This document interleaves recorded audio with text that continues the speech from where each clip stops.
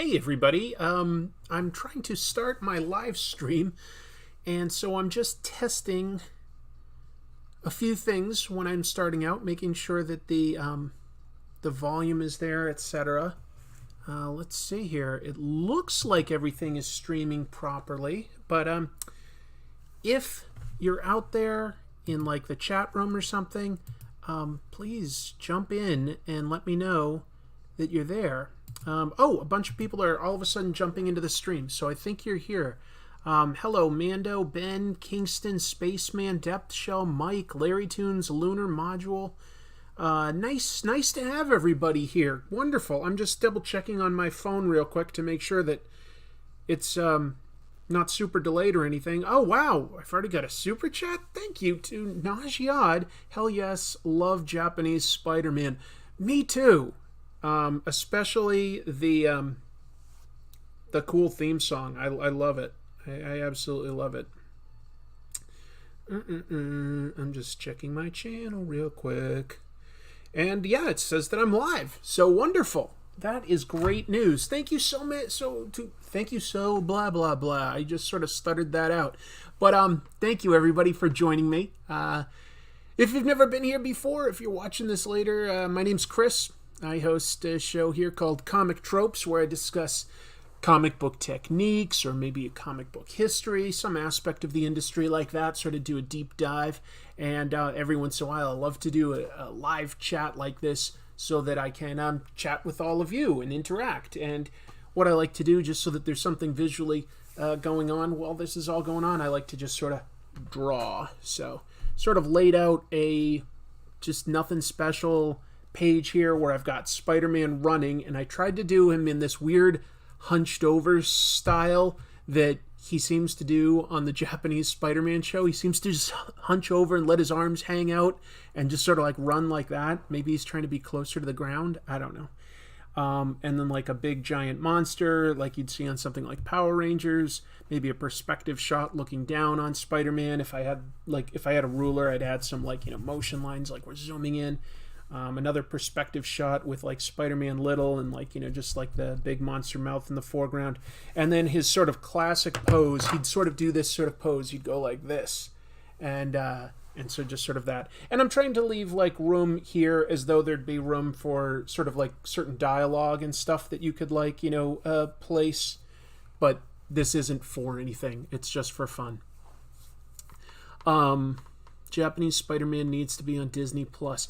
That would be cool. I wonder if somehow the rights for it are more complex than just Disney owns it. I'm sure that they can show clips and stuff, but that may be owned by Toei, the company in Japan that made it. Maybe owned by Sony, who has the rights to certain Spider-Man stuff. I don't know. How was my day? Did I get a new camera? Well, technically, yes. Actually, I did get a new camera. Actually, I got 2 new cameras for Christmas. This is the one that I'm ideally looking to have aimed down here, but I was having a lot of trouble figuring out how to not get it to sort of freeze. It kept freezing on an image, so I'm not quite ready to use this yet. But Chrissy did get me this for Christmas, and that was a nice surprise. So it's a nice little digital camera, and hopefully I can eventually improve this so that this is like a little more high resolution and stuff. I hope so anyway. And then what you're looking at here is also a slightly upgraded webcam. My father sent me one. So this one was working just fine, but I'm having trouble with the other one. Anyway, why don't I get started sort of doodling some of this stuff out, and I'm trying to decide where I want to start. You know what? I should start by finishing some pencils here. Hey, it's my sister. Hey, Jean. Thanks for joining. I'm so glad that you could make it. That's awesome. I haven't checked the front porch lately, so I don't know if the package you sent is here yet or not. Maybe later we'll get to find out. So anyway, yeah, I'm just sort of lightly penciling in what I plan to eventually go here, and just having some fun drawing one of the weirder sort of Spider-Mans. that actually is not as obscure ever since the Spider-Verse comic came out like a year or two ago. Because they rolled in a lot of Spider-Man versions from other things, like, you know, the Spider-Man in the newspaper strips and various like future and alternate reality Spider-Mans in the comics, but they also brought in the Japanese Spider-Man with his big robot Leopardin. Yes! Oh wow, Killer Bleach. Nice job. This is Bokun Ryu. Hi Daniel. I wouldn't say anything inspired me to draw this other than I really like how this Spider-Man looks. He's got sort of like, you know, they did a good job in a lot of ways of making this Spider-Man, intentionally or not, sort of look and act like the Steve Ditko version, because he's got very thin, narrow eye slits, and he's thin, and he tends to sort of hunch over in weird poses and like pose his hands like, you know, in weird shapes. So there's something very Ditko-esque about that. Whether that was intentional or not, I really don't know. But there's just something about it that I really like.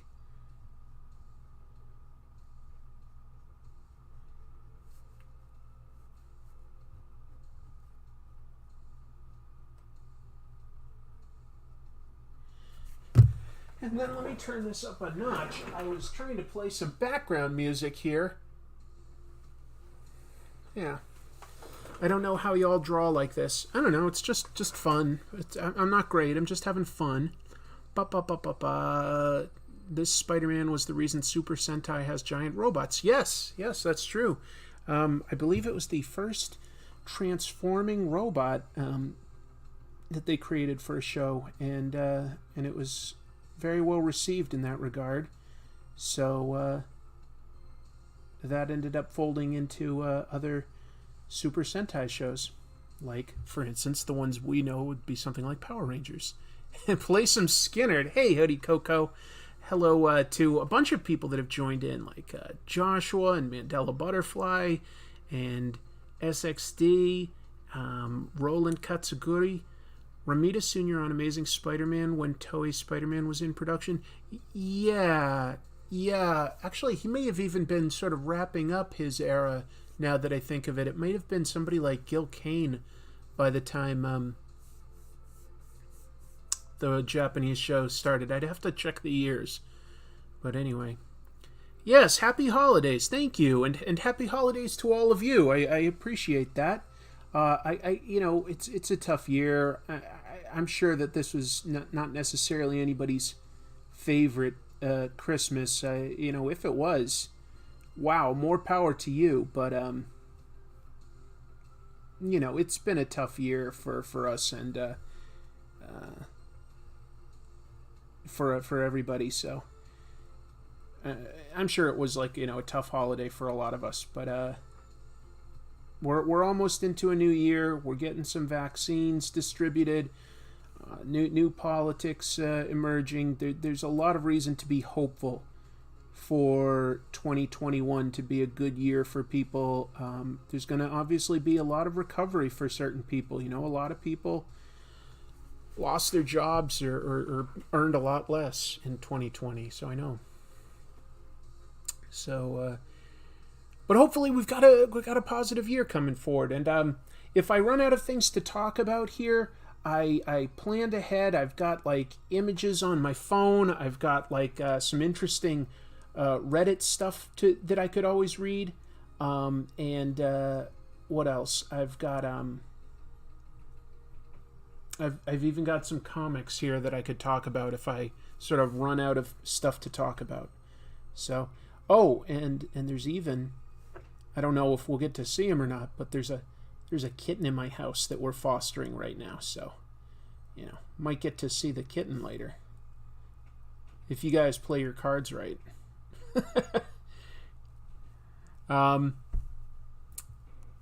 Did you ever work on some official artwork? Oh yeah. I've done a few comics. Let's see. Stan Lee loved the Japanese Spider-Man, according to the Disney Plus 616 episode. Oh, yeah, that's worth talking about. So on Disney Plus, there's a sort of light documentary show called Marvel 616. And each episode sort of focuses on a different aspect, either how a comic is produced, or a certain segment of the fandom, or a certain piece of history. And one of them, the one that I kind of liked the most, honestly, was the history of the Spider-Man show in Japan, the live-action show. They got the actors and the stuntmen and the crew to talk about it, and I thought that was pretty cool. No, I didn't pick up the new Ginny Hex special. I know that made some waves this past week.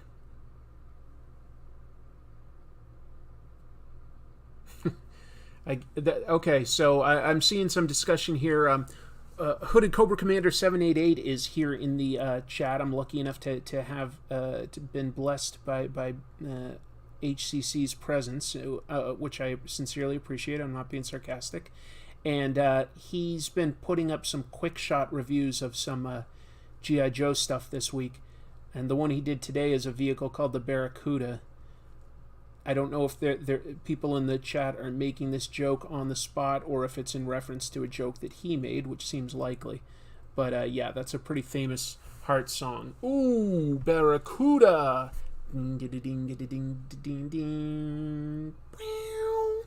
Anyway.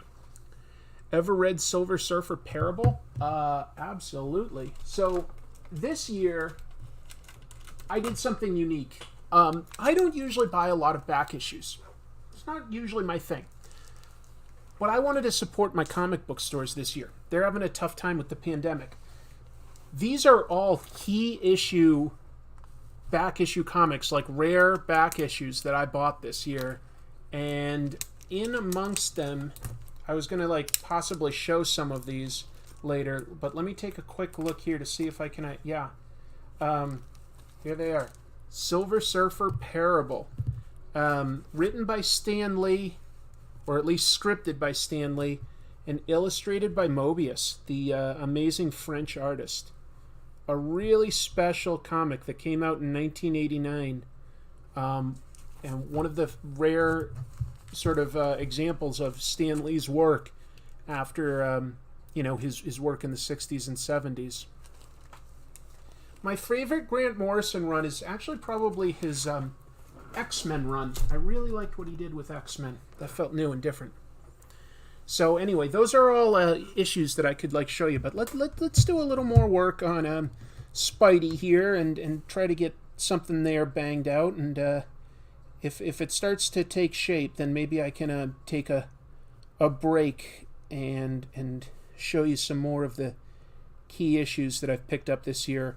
And the whole goal there was really just to help try to support my local comic shop. So I would sometimes buy some of their sort of, more expensive key issues. Anyway, just doing what I can. I'm imagining this being very blacked out. I'm going to try to be very brave with my inks on some of this. Oh, and this paper and the pens that I'm using were a Christmas present from my coworker Kirsten. So, while it's probably unlikely that Kirby is watching this, if you are, great gift. Thank you very much. Obviously something that I love using. Some of my favorite brush pens, my favorite type of paper, Paris paper. Good job there. What's my favorite Spider-Man comics story? Probably Kraven's Last Hunt by DeMatteis and Zek. I really like it. The recolor of the Inkle is a crime against humanity. Yeah, that recolor is not amazing.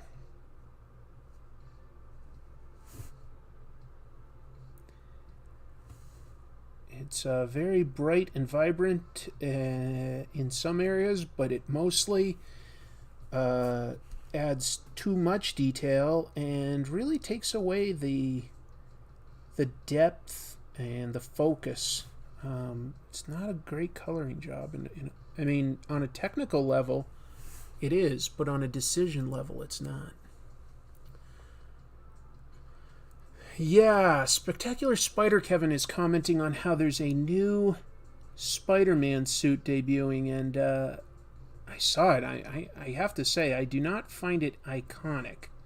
I don't think it's a great costume, but I doubt it will be around for long, you know? Especially not with a Spider-Man movie coming out in 2021. Anytime you'll notice that a superhero movie comes out, things tend to go back to the basics right around the time that movie's coming out.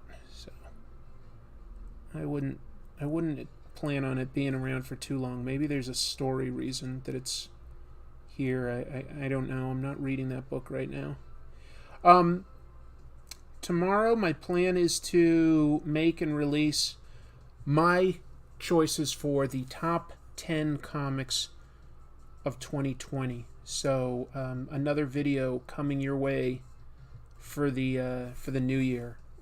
Pretty excited about that. I really sat down and thought long and hard about which 10 comics would make my best of list, and I think that, you know, if there's one thing about me that you might have picked up on, it's that I like variety. You know, it's not all superheroes, it's not all manga, it's etc. But all I can say is it's all stuff that was new in 2020. So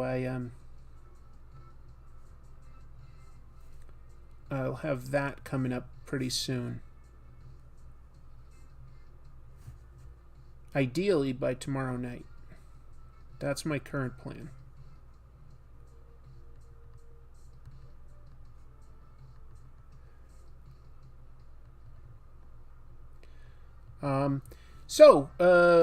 I mentioned I got this paper and these pens for Christmas. Speak up.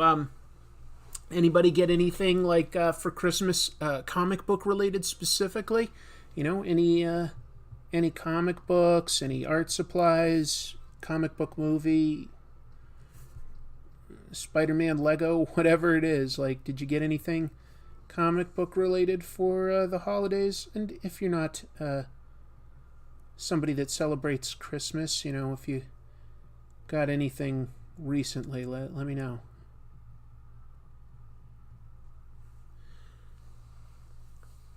All right, come on, Kingston Bab. Don't spam the chat like that. That's really obnoxious. My favorite version of Spider-Man, we'll say the Lee Ditko version. Oh, you got the Figure Arts Spider-Man figure, Killer Bleach? I would really like to get that. I think I would really like to get that. Let's see. Some of the Christmas stuff that people got. Jim Lee X-Men comic box, a Corgi Funko Pop, Mandalorian X-ray markers. I know who sent you those. Spider-Man 2099 wallet. That's pretty cool. Absolute Swamp Thing. Hanukkah got some Neil Adams Volume 3, Arkham Asylum. Yep, that's a good one. Maximum Carnage. I remember that. That was fun. Darth Vader comic. Yep. Statue of Endeavor. Oh, very cool. Tinian's run on Justice League Dark. Right. Spider-Man back issues from Diego. Batman Curse of the White Knight hardcover. I like that original miniseries. That was good. Cruel Summer and Bad Weekend. Great choices, James. Great choices. Kraven's Last Hunt and The Man Without Fear. Those are great. Let's see. Sketchbook. Yep. Killing Joke. Death Deluxe. Sandman Dream Hunters. Marvel Unlimited. Cole. Okay, well, that's useful. Let's see.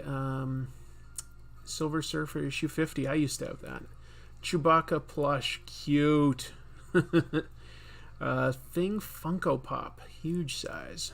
Those those Funko Pops, those are popular. No, I don't think Dan Slott is a lousy writer at all. I actually really liked his run on Spider-Man, especially the Superior Spider-Man. I thought that was a really fun arc. That was really cool. Watchmen and V for Vendetta. Oh wow, Bernie Wrightson's Frankenstein. That is a gorgeous, gorgeous book. Empire Strikes Back in 4K. Spider-Man #1. Oh yeah. The Todd McFarlane Spider-Man #1. Look at all this stuff. Wow. A lot of people in the chat. More than I realized. You guys got a lot of comic book stuff.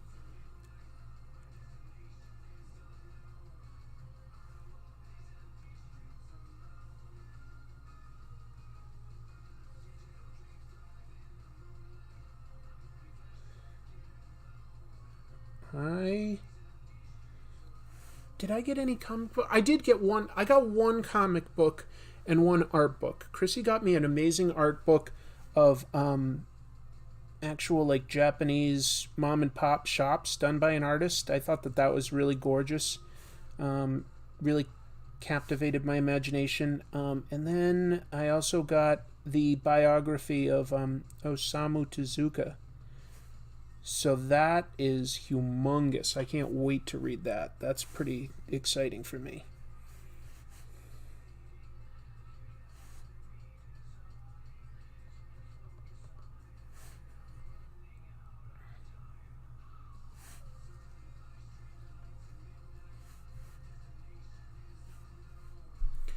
What else? Are you excited for the live-action Spider-Verse movie? Of course. Yeah, I love Spider-Man. Is this off top or referenced? A mix of both. These are all just off the top of my head. This is off the top of my head. This is off the top of my head. These two, I was looking at specific images to try to get his. He's got a very specific pose, so I was looking at certain poses to make sure I sort of got that right. Will you make your own comic book? Yeah, someday. I got to sleep in for Christmas. Oh, well, that's a treat. That is a treat.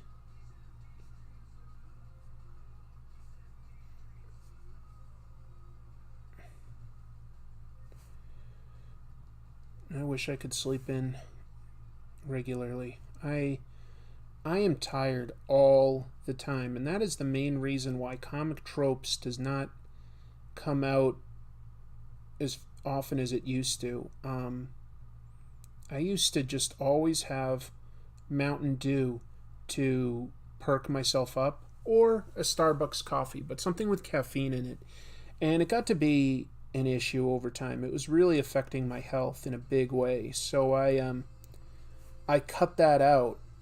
But when you factor in things like my mono and depression, to say nothing of the fact that I'm diabetic, I'm really always fighting exhaustion. Like, always. Like, right now, I feel kind of like you'd feel at, 2 in the morning on a regular night. I'm just tired.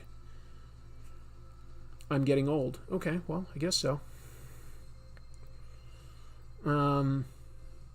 So, yeah, just sort of always fighting exhaustion is my biggest challenge to getting out more comic tropes. Because coming up with the ideas is not the challenge. I've got plenty of ideas.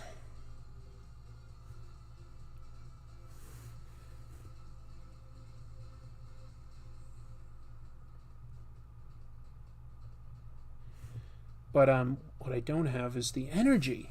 It's the biggest challenge for me is actually having the energy to come across clear and positive and engaged. That is the challenge for me.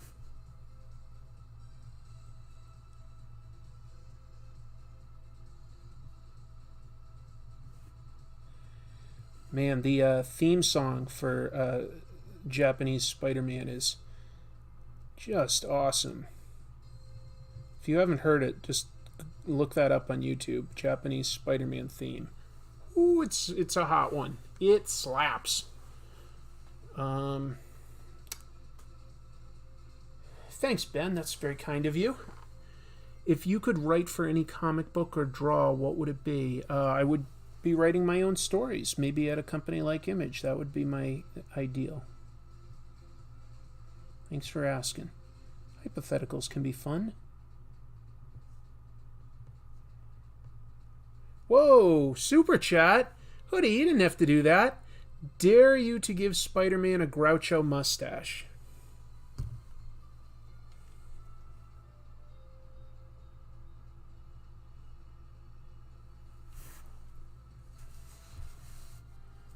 Well, you can't really see it because he's so small. Here.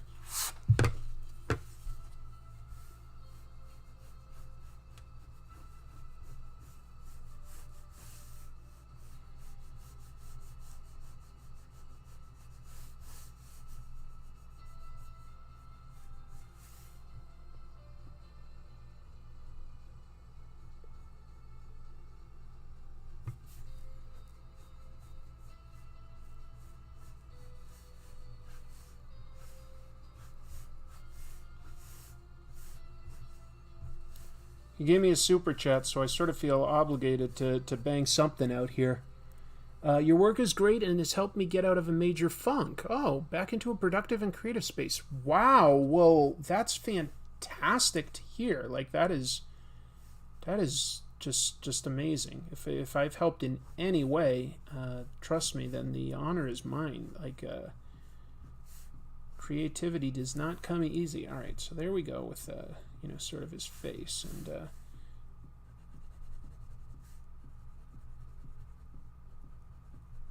for some reason his mustache is sprouting out of his mask. All right, back to work. Emissary of Hell, exactly right. Wonder Woman 84, I heard, was like the Raimi films. I don't think I could quite agree with that. I really wanted to like it more than I did. I didn't really care for it that much. Some of my friends did. Chrissy liked it okay. You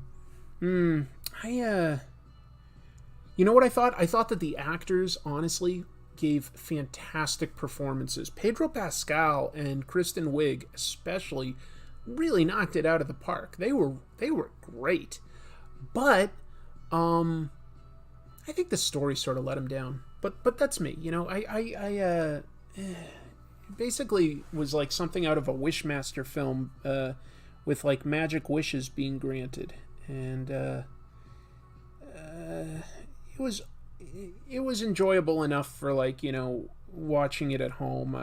I'm glad I didn't have to pay full ticket price for both Chrissy and I at the movie theater. Some people like it, and I've heard what they like, and I sort of agree with some of the things they're pointing out. I just didn't feel it quite congealed as a whole for me. I wish I liked it more, because I liked the first Wonder Woman okay. I thought that was actually probably the best modern DC movie, within that sort of DC shared universe of movies. I would say that the first Wonder Woman is probably my favorite. If anybody has seen the 3-Dev Adam, oh yeah, I have. The Groucho mustache coming out of the Spider-Man mask is yep. That is great. That's Turkish Spider-Man is great. Who is Chrissy? Chrissy's my fiance. What's my favorite Spider-Man suit from the 616? The original. The original with even the arm webs and stuff like that. Spindly. Yeah, I would say that's my favorite. And then, but boy, that black costume, especially the way Mike Zeck would draw it, that was something special.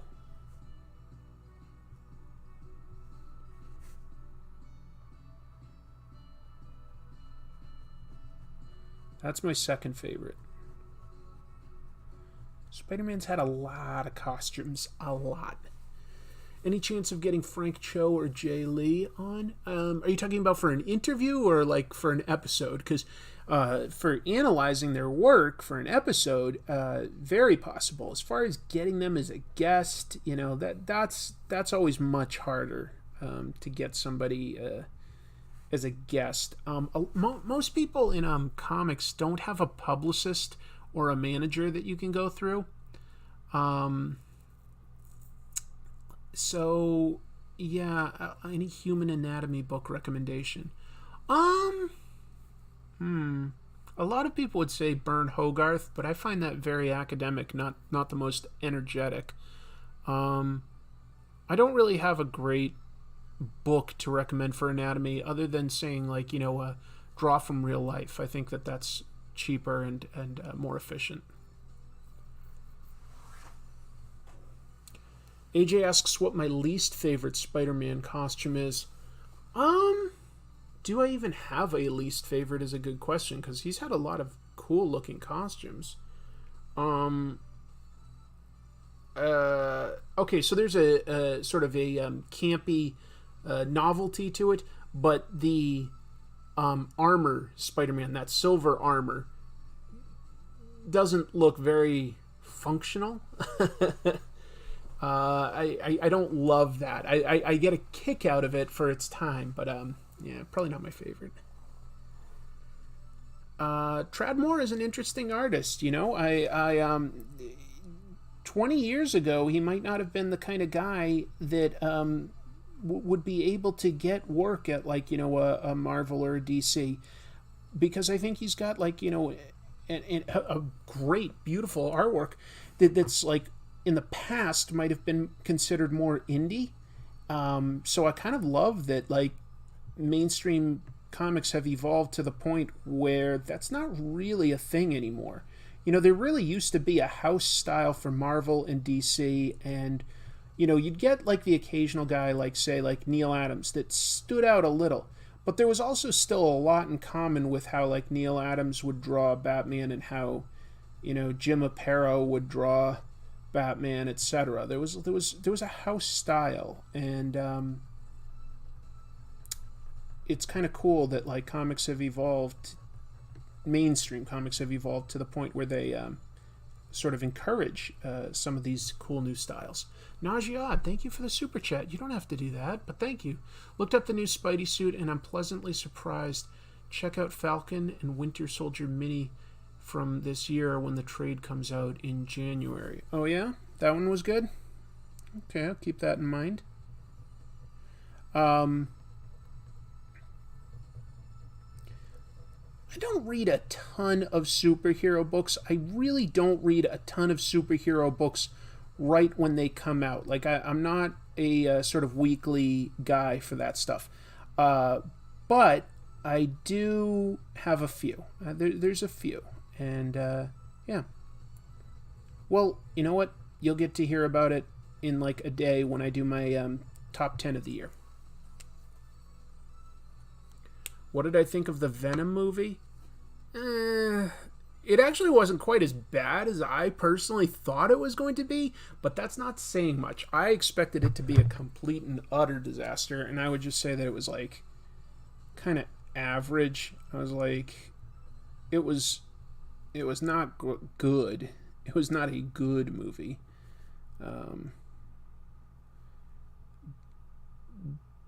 There were elements that worked better than I would have expected it to. But you know what? I think it's because they just hired some great actors. Like Tom Hardy, Michelle Williams, and Riz Ahmed are all, like, really good actors. Even if they don't have good material behind it, they're capable of putting in, like, even if the performance isn't good, they, as actors, have something that catches your eye. Wow, Lonely Lemon, thank you so much for that super sticker. Thanks for being me. The Venom movie was fun. Yeah, I kind of agree. That's what I'm saying. I expected it to be a disaster. I found it kind of fun. I really wish he could have somehow looked more like Venom. Like, with the symbol and everything. That kind of drove me a little nuts. He almost looks like Venom. Just not 100%, but that's okay. Whatever. Would I ever do an episode of Darkness by Mark Silvestri? I don't know if I'd go as specific as, like, just the Darkness and nothing else, but I am positive I'll do an episode about Mark Silvestri. I definitely thought he was, and still is like one of the best artists that was on X-Men, and his run on Wolverine with writer Larry Hama, and that was great. That was a really solid run, and long too. They did a lot of cool stuff in their run, and it was fun. Larry this year came back to some of the characters that he invented during his run with I, Wolverine, because there was a what do you call it? There was an Iron Man 2020 crossover in the Marvel comics, which essentially, just to boil it all down, had to do with like artificial intelligence characters, and so Larry Hama, excuse me, Larry Hama returned to the characters of Albert and LCD, which were two robots that he created during his Wolverine run. Albert is a robot clone of Wolverine. El Torito Films, thank you for the super chat. I'm happy to say your name. Have I read any Shadow comics? Do you mean the Shadow, like the Shadow knows?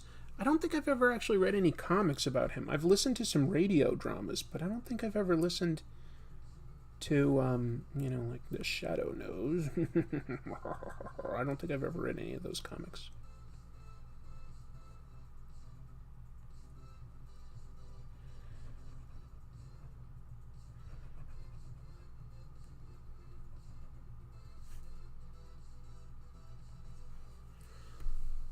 Hello, M-Comic Fan. Hello, Mutant X. Hello, Spider-Vin. Do I have a favorite Filipino comic book artist? I probably do. There's so many. I'm pretty sure he's Filipino. Lino Francis Yu. He's very good. He's been good for a very long time. There's so many Filipino artists. I'd have to have a list in front of me to sort of pick my favorite, but I do have a plan to do an episode on the Filipino invasion, which is just like a time when all of a sudden the mainstream comics realized that they could get a lot of super talented Filipino artists, basically early 70s, and they just hired a ton of them. How do we, or you, stay motivated when we're discouraged, asks the Tyro of Toriyama. How do you stay motivated when you're discouraged? Wow, that's a challenging question, mon ami. I would say allow yourself to be sad. Don't fight that impulse. Instead, just sort of acknowledge that you're having a creative block, and force yourself to just do a draft. Just go, hey, I've got a creative block, but I'll create a draft, and I'll tell you something. That draft is going to look better than you feared. Might not be as good as you hoped, but it's going to look better than you feared. So all you can really do is acknowledge that there is a problem. Don't expect things to be perfect. And then you just have to power through a version. But allow yourself some time. Like, if you're totally exhausted, you got to take care of your physical health first. And that's just how it is. But if you want to be the guy that gets the opportunity, this was something Todd McFarlane was talking about in the interview I posted this past week. If you're like the 52nd best artist, but you're somebody that actually draws, you're somebody that actually writes, and you just keep submitting and putting out work, you're going to get the opportunity ahead of the 51 guys ahead of you that might be more talented, but don't put anything out. So that's all you can do is force yourself to come out with a version. I hope that makes sense. And I hope it helps. Thank you for the super chat. Very kind of you. Anyone else watch Lego Ninjago? Haven't seen that, sorry. Allow yourself to be sad. Well, you can't always fight it. That's going to exhaust you. If if you just try to be like, oh, I'm not allowed to be sad. Well, no, like, you have to acknowledge it. You just have to then, you allow yourself a break. You allow yourself a break. But you don't just give up. And that's a balancing act. El Torito Films. Oh, and there's also, sorry, another super chat before. Let me see this real quick. Penguin says, the real question everyone wants to know, when are we getting a Brute Force live action movie? You're going to be waiting on that one a while. But there is a hilarious 616 episode by the great Paul Scheer about Brute Force.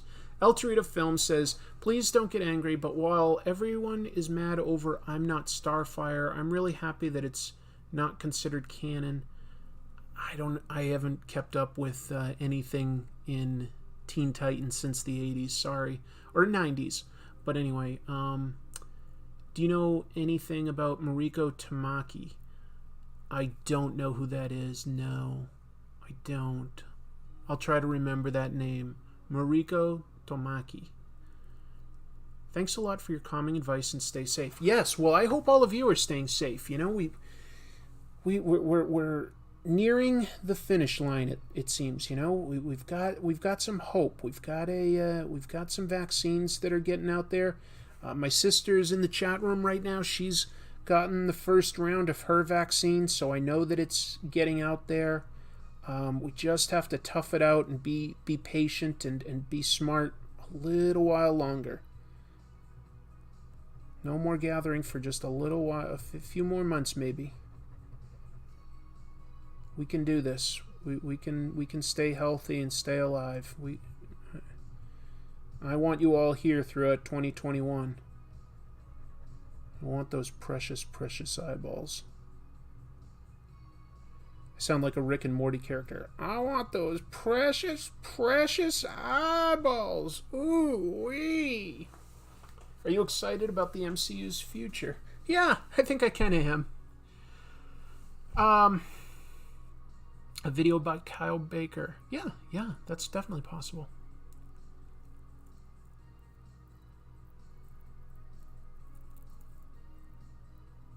I think Jean's saying something like I got something wrong. She's saying numbers are sky high because people can't stay home or wear their masks. Well, just to be clear, I was telling people, like, keep wearing your masks and be safe. Like, we can do this. Like, we gotta just knuckle down and get past this. I have not seen the Netflix Transformers show. I have very little time for fun stuff like checking out something like Transformers. I would love to, but I just don't have the time.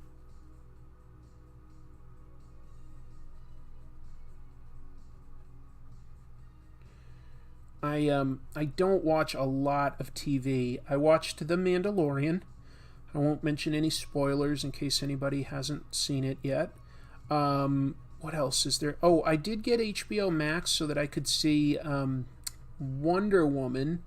And also it has some shows that I used to watch that I haven't seen in like years. So I'm catching up on Rick and Morty and Doctor Who. Those are two shows that I really like that I haven't seen in a long time, but now I'm starting to catch them.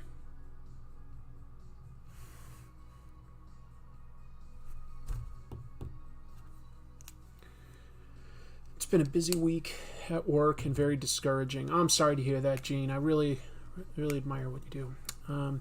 Mutant X8 says, any recent indie comics to recommend?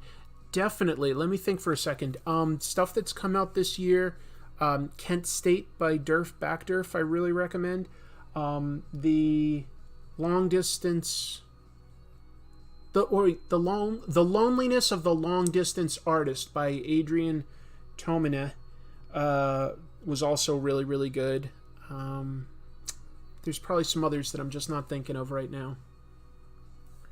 My favorite Doctor. You know, if I'm being honest, Peter, it's probably David Tennant's 10.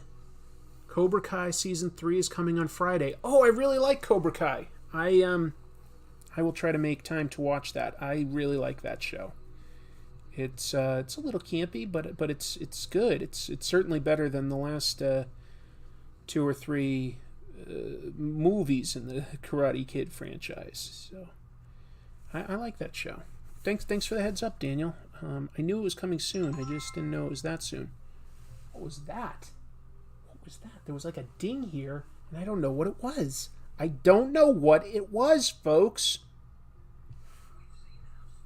We're just going to have to deal with that, the fact that I didn't know.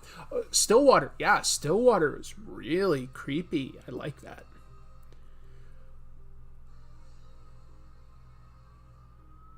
Thor Forns, please tell me you're kidding. Obviously, the vaccine is safe. They went through an extensive normal testing. It was sped up, but like, the FDA does not approve vaccines just for the fun of it. Jesus. I hope that was just a bad joke. Whew. The ding means it's time for Rob Liefeld to appear. Hey, trust me, I'd love to interview Rob. I don't think he would agree to that if he had any idea who I was, because I've made 2 episodes that have been sort of critical of him, and he does not seem to react super well to criticism. But I do sort of respect Rob for what he is constantly able to accomplish. By the way, since we're talking about Rob Liefeld, I have to pull something up. This is good. This is really old, but Rob is, maybe everybody knows this, he's very religious. And he wanted to, at one point, do a sci-fi comic based on the Bible. And so he had all these like character designs here. Like this is Samson, like the super strong guy, and his hair. What else? There's Moses, mighty Moses, and he's sometimes armed for battle. What else? Oh, David and Goliath, and look, David has a cool floating skateboard, and Goliath is a totally generic armored monster. And finally, Noah, as in Noah's Ark. Noah's Ark is a spaceship, and Noah is this steampunk dwarf. These are all designs by Rob Liefeld. Yeah, he's made some religious comics before, and they're kind of funny. Anyway. You could use some of the dynamic and energy from Liefeld's work. Oh, aren't you kind? Ryan Reynolds on Deadpool episode would be hilarious. Yeah, I'll get right on that. Ryan and I often hang out, so I don't know why I didn't invite him on sooner.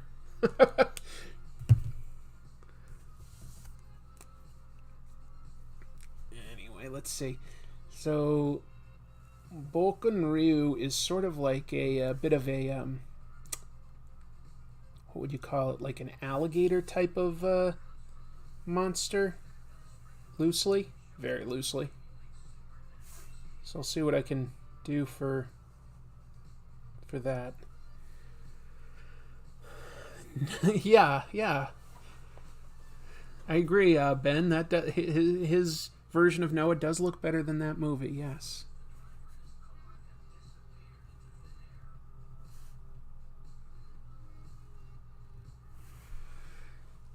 I've talked to Rob in passing, and he seems nice if you're on his good side.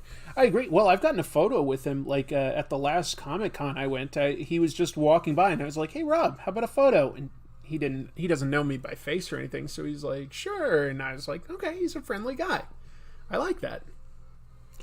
Yeah, Jeff Lemire is fantastic. He did a good job on Swamp Thing in the New 52. He did a good job with Sweet Tooth. Yeah, Jeff Lemire's talented.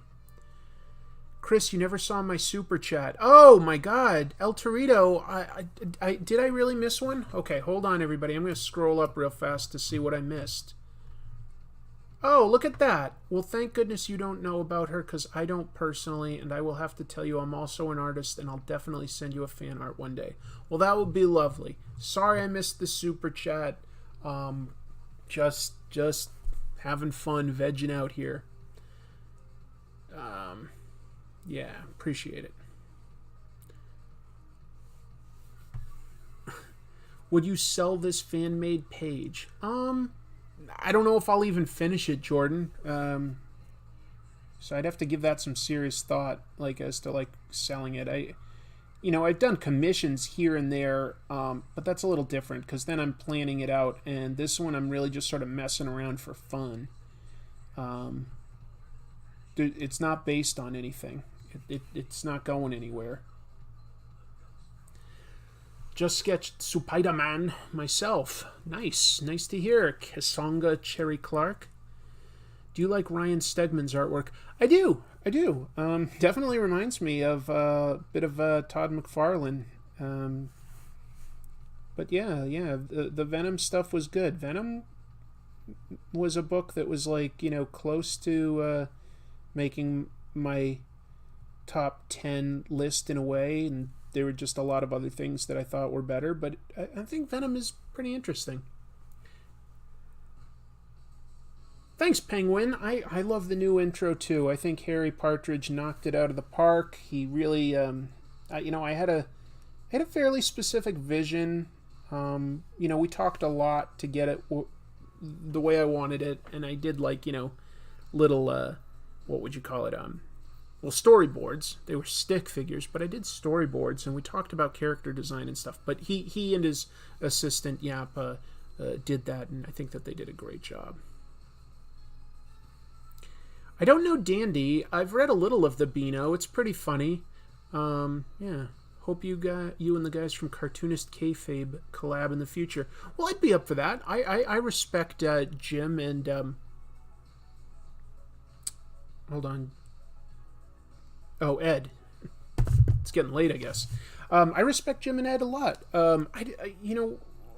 I've interviewed Jim, and I've talked a little to Ed over the years. I don't really know exactly what we could do that would be a collab, but I'd be up for it. Yeah, I'd be up for it. I just don't know exactly what that would be.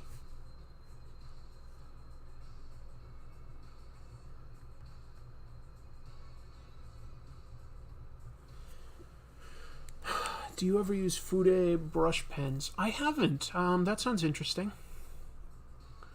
Would you cover the rising success in crowdfunding books from Kickstarter and Indiegogo? Possibly. I don't know what there would necessarily off the top of my head. I don't have an angle yet, because I'd just be like, yeah, it's successful for a lot of people. A lot of people are successful running a Kickstarter. But that's crowdfunding in general. I don't know what I'd necessarily say about it. Definitely excited for the Invincible animated series. My friends Corey and Nate both did a lot of character design work on it, so I'm excited to see what they come up with. I think it'll be awesome. I've read Silver Surfer Black. I love the Tradmore art. Best Kirby work. Well, I'm biased. I think that one of my favorite things by Kirby is this isn't biased. This is 2001: A Space Odyssey. I just find that a fascinating adaptation, and so this is one of the back issues I bought myself this year. I've always wanted this, so I got that.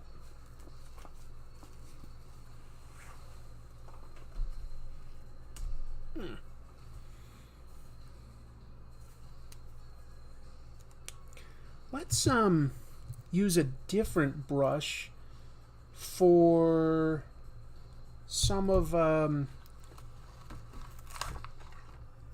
Bokunryu's scales, we'll call it. So let's see what we can sort of do with...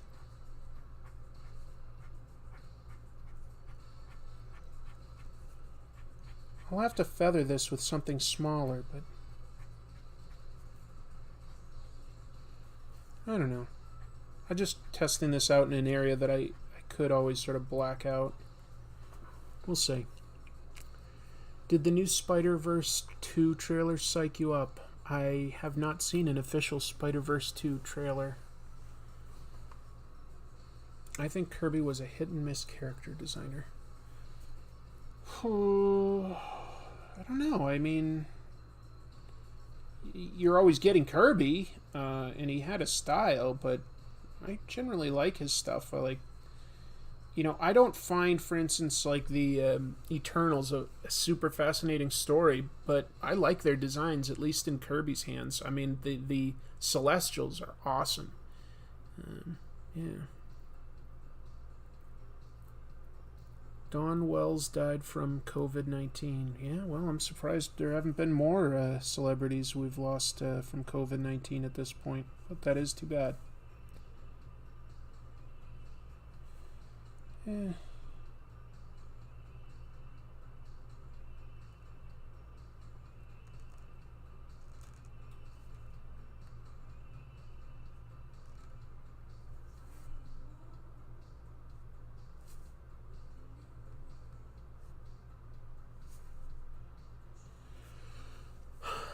Wonder Woman Dead Earth. Oh, I hope you enjoy it, Alex. I thought it was amazing.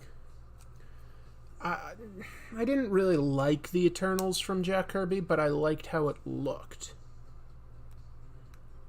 Yeah, I probably will do a video on webcomics, stuff like Webtoon and Tapas at some point.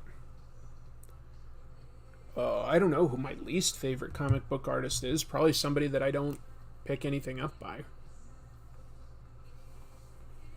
I did hear that the lawsuit against Mark Waid was dropped. I'm not surprised. That was pretty baseless. From at least my reading. I'm not a lawyer.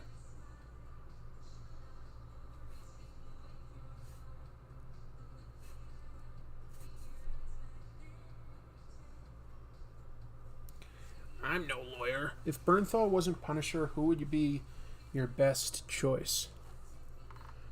I don't know.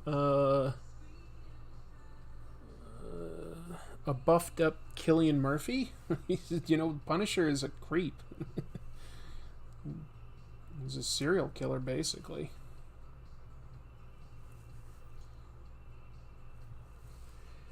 One day I want to work for Marvel and DC. I saw that. If that's your goal in life, then I certainly wish you the best of luck with that. Yeah, a lot of people still have that dream of working for one of the big companies like Marvel or DC. I get it. When I was younger, that was a dream, but as I got older, that sort of faded for me personally. I still like some things that they do, but I'm more into just original ideas and other genres than superheroes. Sometimes I like superheroes, sometimes there's a good story. I just have gotten more into things like crime comics and sci-fi ideas and things like that as time goes on.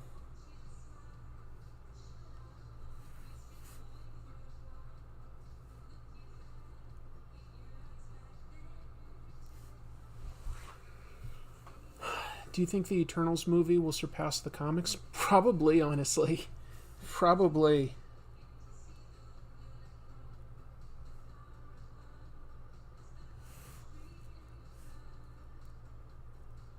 There's good ideas within the Eternals. They just aren't my favorite.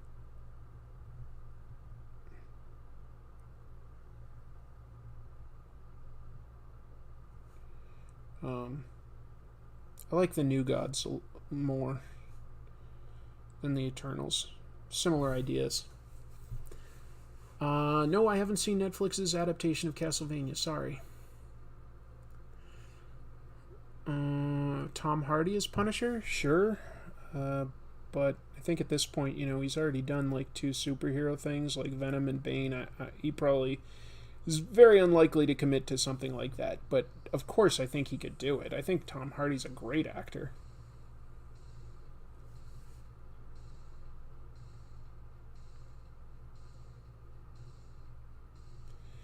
No, I think ultimately Dolph Lundgren was the guy that should portray the Punisher. How exactly do writers get into the business? Yeah, I would say that no matter what, you have to prove yourself, right? Whether you're an artist or a writer or anything else, you have to prove yourself. So a lot of writers will get their start by being successful writing something else, whether that's maybe news and commentary, or writing like novels, or like any sort of writing that like you can show, hey, look, I can produce something and consistently produce something.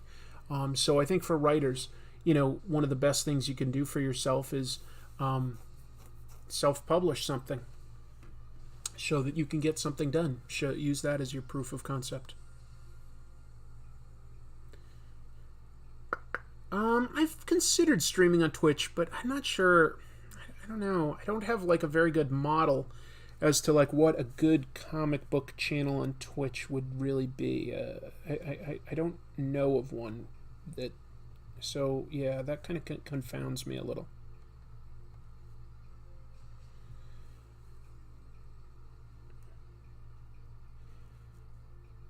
There's a lot of pressure with streaming regularly to constantly produce content because your competitors certainly will. I think that my stuff is pretty well suited for like, getting my thoughts down on paper, recording them, editing them into a coherent vision. But I do think that like as a person, I prefer winging it and just sort of speaking off the cuff. And if I was just talking instead of also drawing, I'd like to think that I'm a pretty funny guy and I can probably make you guys laugh. So Twitch is appealing in some ways.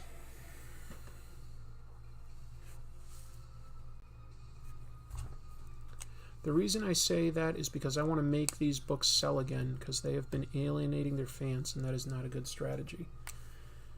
Well, I guess I'm curious, like, why do you want them to sell well? Like, how does that help you? I can see how that can help the people that own the properties, but personally, all I care about is just telling and reading good stories. I don't really have a lot of interest in like keeping Marvel or DC successful, because companies can look out for themselves in a way, right?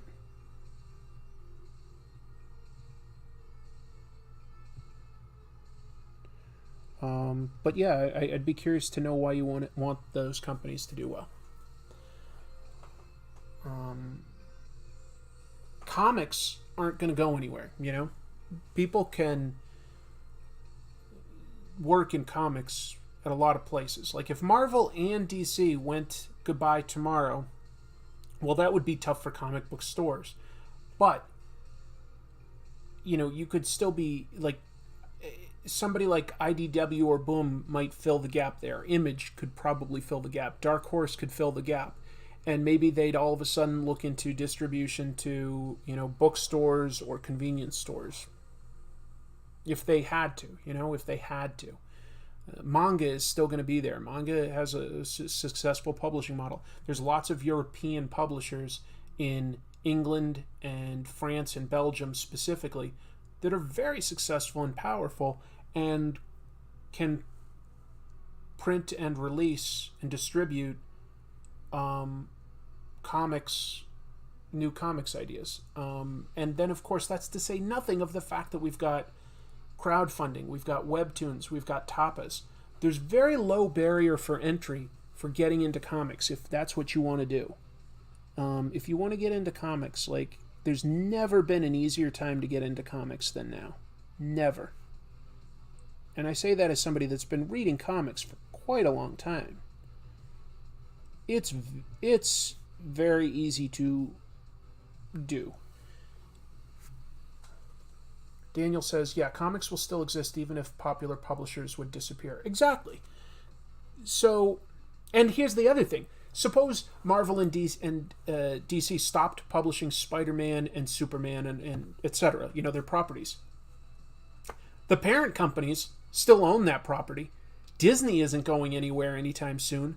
Warner Brothers certainly isn't going anywhere anytime soon. That the size of that corporation, it's going to take a lot for them to fail. So they're going to own Superman and Batman forever. So they'll put it out somehow, even if they licensed it to like Dark Horse or Image or something. Do you think that if the major publishers had adopted making their comics black and white like Manga had, it would have helped? Maybe. But you know, when I talked to Kirkman in that interview I did a few months back, you know, I asked him, I was like, well, what about doing, like, say, you know, like newsprint comics and stuff? And he said, so you'd think newsprint would be cheaper than the glossy paper, right? Well, if it was asked for in a big enough, you know, demand, maybe that would be the case. But it's not asked for, so, like, ironically, newsprint paper is actually kind of more expensive to print in, like, the lower quantities that comics print in these days. So that it's very tricky to just I've realized just quickly change the American model. Like, yes, Japan has a very successful model relative to us. It's not that easy to instantly just sort of switch over and do things the way they do them. I wish it was that easy, but the more I've looked into it, the more I realize there are a lot of barriers to getting there. Maybe someday we can. Maybe we can take some steps. The American reader is generally pretty resistant to anthologies over here. Anthologies do very well in the UK. You know, 2000 AD has been printed forever. The Beano has been printed forever. In Japan, anthologies do well. Shonen Jump has been printed forever. People like the anthology thing there. The anthologies don't do that great here in America for some reason. So that's tricky, you know? We've seen lately DC sort of try that with, like, their 100-page giants. Better value for the buck. You get, like, a bunch of Superman and Wonder Woman and Batman stuff all at once by some top-tier talent. But the audience just doesn't seem to be there.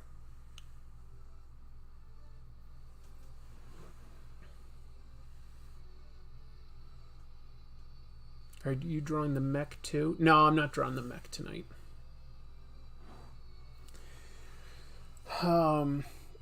Just drawing a sort of a lizard monster guy.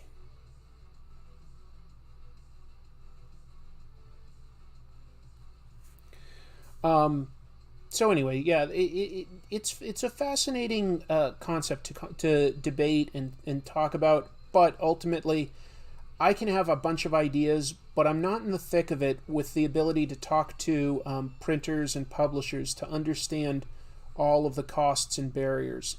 I hope someday, you know, American comics can start appealing to more people. But that's the biggest thing, is they need to appeal to more people. You know, the answer is not to get superhero comics stronger again. The answer is to get comics stronger again. And you're only going to do that by reaching out to new audience, like younger people, older people, different types of people. It's just not going to happen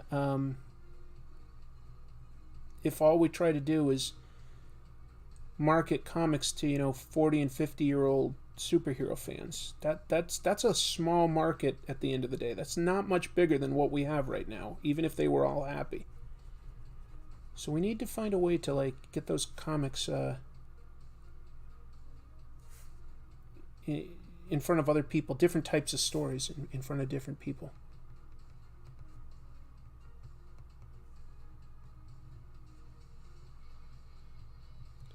I hope what I'm saying is making sense. I'm drawing my version of the Angel Abaddon. Okay, very cool. Can Batman work as a manga? Absolutely, it has. Yeah.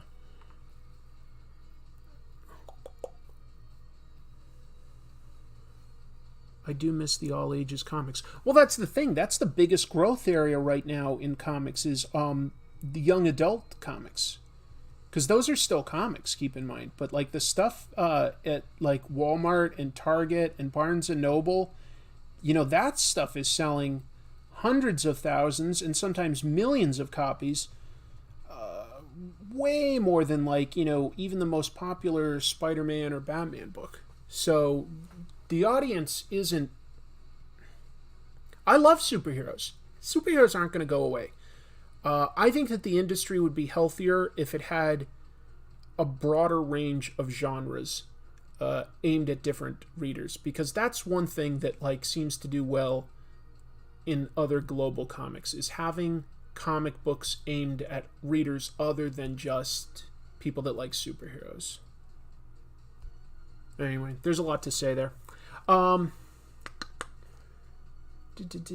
of people talking about making their own comics, which I love hearing about.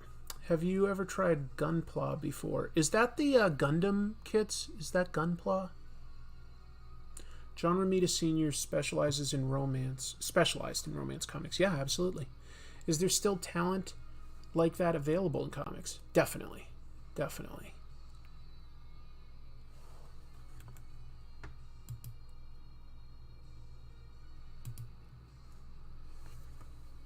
Kingston kept spamming the channel. He's getting a small timeout. I want to see what other people have to say is all. I know I can't catch everything, so I just can't let like one person dominate the channel like that. I hope everybody understands and doesn't think I'm being a dick. I'm trying to listen to everybody as much as I can.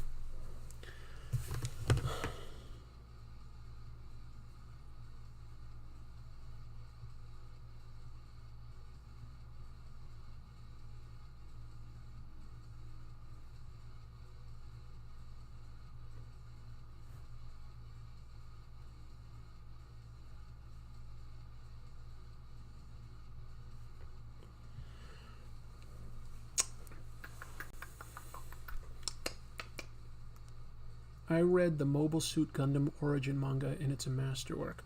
I've never read any of that. Back in the day, and I'm talking like, let me think, like 10 years ago or so, I used to build some of those Gundam model kits, but I'll be honest, I've never read the manga, I've never seen the anime, so I don't really know those stories at all. I just like building things, and those model kits were a lot of fun.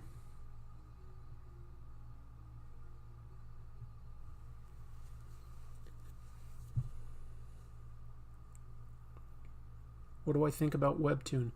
I haven't read much stuff on it, but I can tell that it's super popular, and that's impressive. I have read Black Hole. Charles Burns is amazing.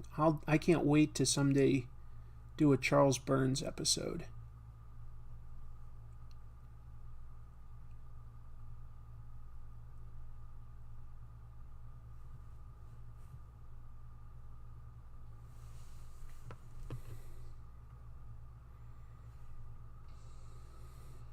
If I'm remembering right, I got my copy of Black Hole signed by Charles Burns at one of the small press expos. It's been a long time. What's your advice on drawing angels in comics? Don't really have any advice there.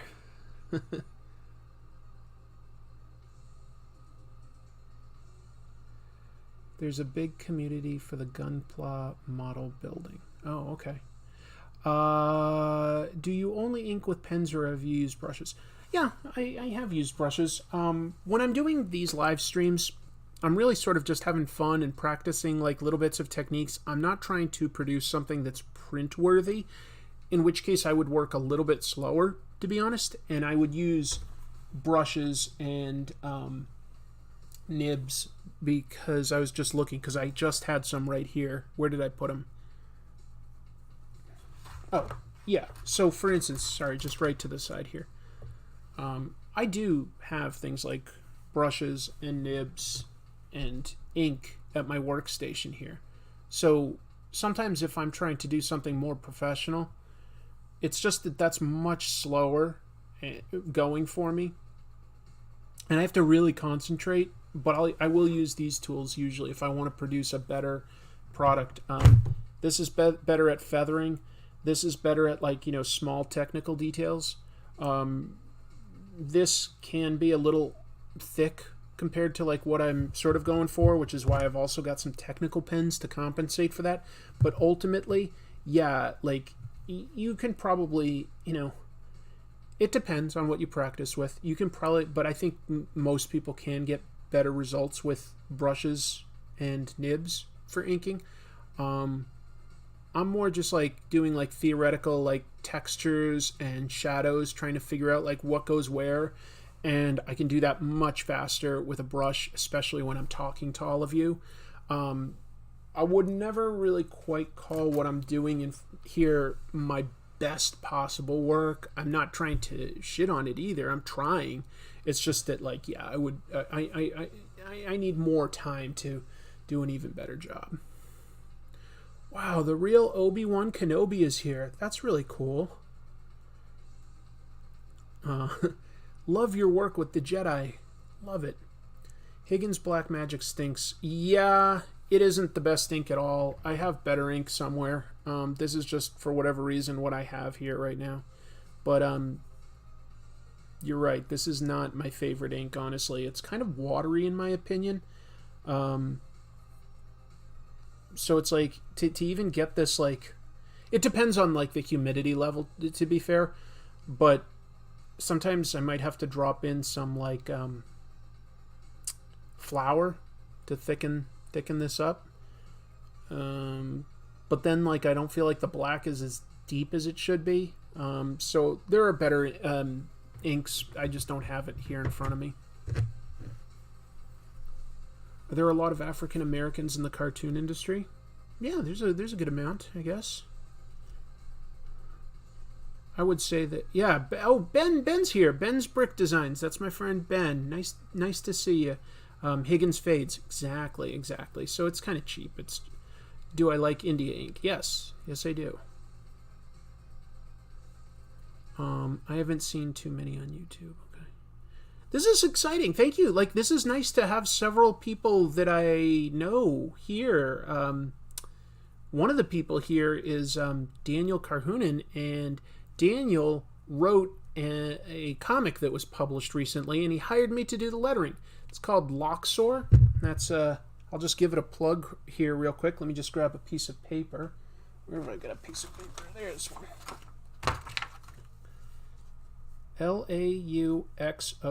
Lauxor, and that's published by Marcosia, and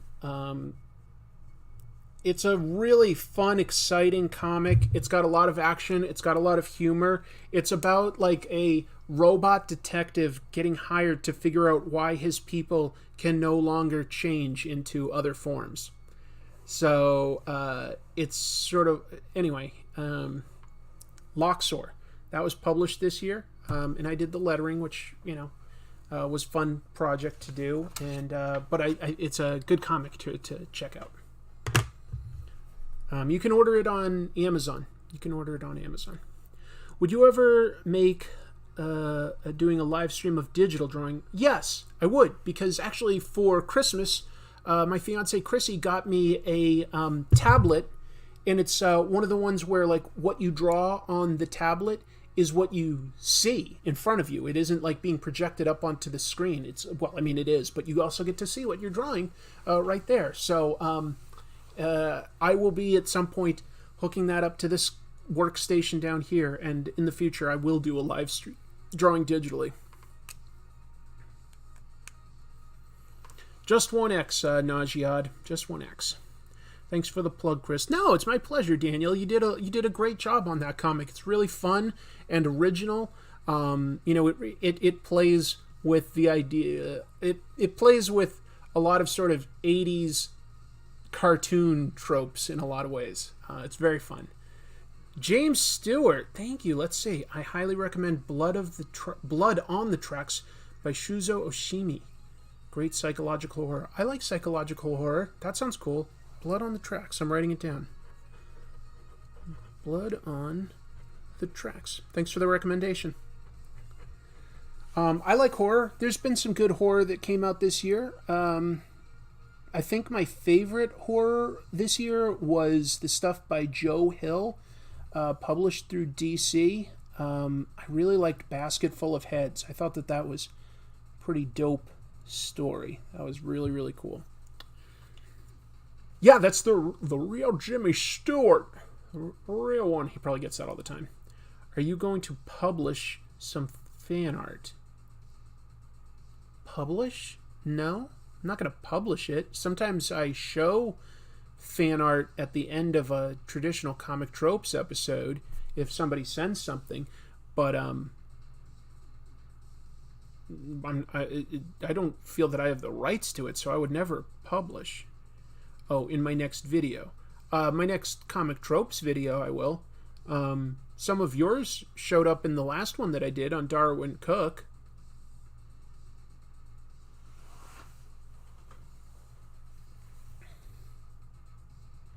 Yeah, wow. Yeah, wow. That's the Spider-Man Japan song, which we all know and love.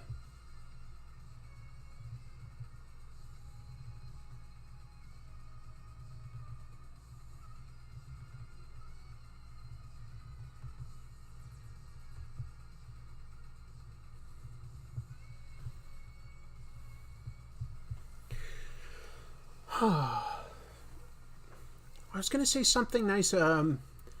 Let's see. One day I want to work for Marvel and DC. I remember. Thank you for the super chat, though. Ben's Brick Designs here. Ben has a cool channel where he builds Lego stuff, and he does a lot of original builds, especially Star Wars. Like, he'll take existing Star Wars vehicles and maybe find a way to make sort of a chibi version of them. And they're gorgeous. He's done all sorts of cool stuff. I've not done a Gardner Fox episode, Ben, but it's definitely a possibility. A lot of those Golden Age guys don't really get the props they deserve. Recommendations for comics that aren't superhero related? Why don't I just say I've got an episode I should have out tomorrow about my top 10 comics of 2020. So if you can be patient, I think that will give you some pretty good recommendations.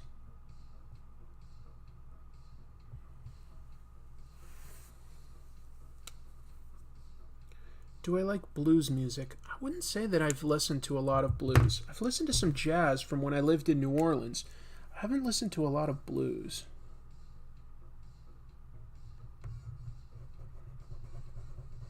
Yeah, I'd say that that's sort of an area that, like, I've got a blind spot in. I wouldn't say I know a lot about blues.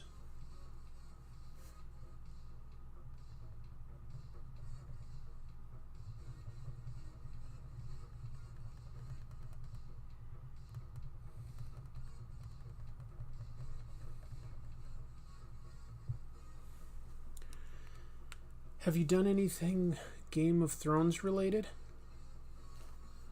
Maybe for a past Inktober. It's hard to remember, though. I'm not sure. I probably did for Inktober.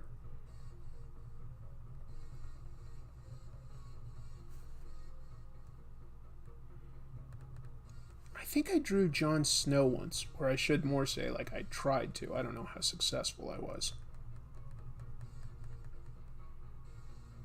Based very much on the TV version.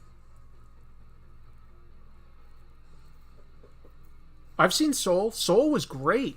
Soul was a really fun movie. I liked it. I liked it a lot. A lot to recommend.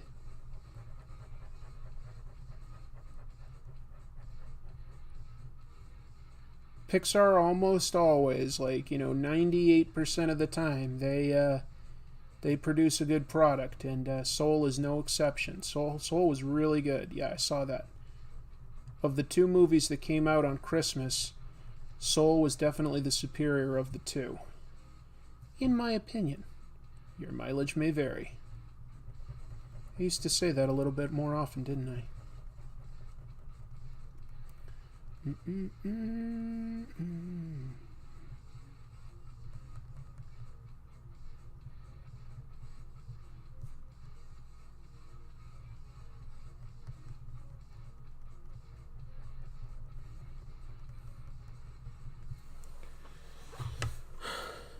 Let's see, what else?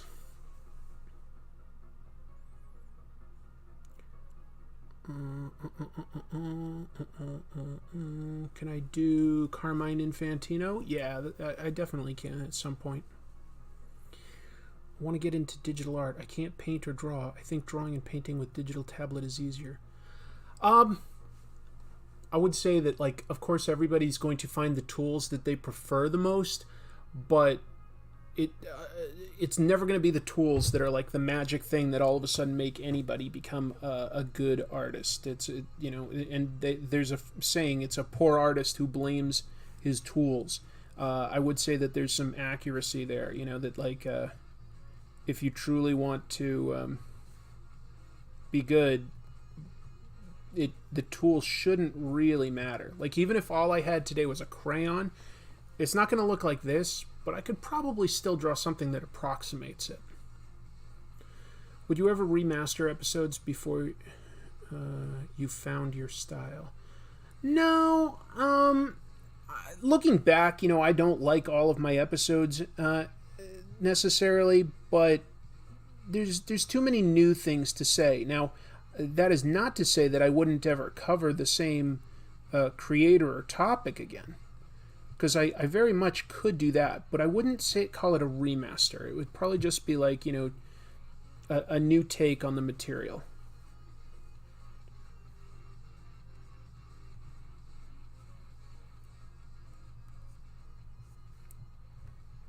So don't be surprised if I, cover somebody that I've done before again. I haven't read the current Daredevil by Chip Zdarsky. I have heard good things. What am I reading by Chip Zdarsky? I'm reading Stillwater, and I like that a lot.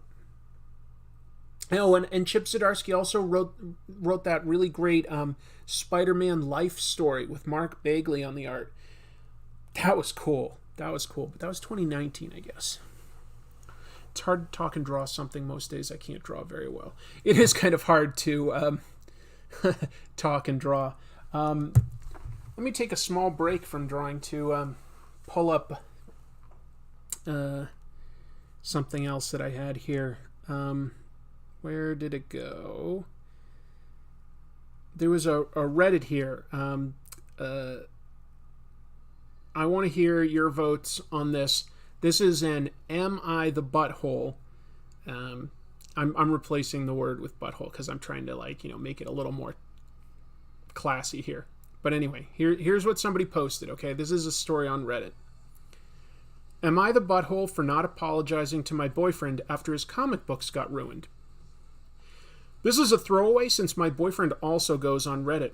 He's got a pretty extensive comic collection. Most of them are in mint condition, and he's got some rare ones. I don't really read or know much about comics, but according to him, they're pretty valuable. He kept them boxed up in our bedroom, and I kept asking him to move them somewhere else because they were taking up space in the closet. He was out of town for work, and I did a big cleaning of our bedroom, and I moved them down to storage in the basement. I was going to tell him when he got back home. The basement ended up flooding that weekend, and his books all got soaked.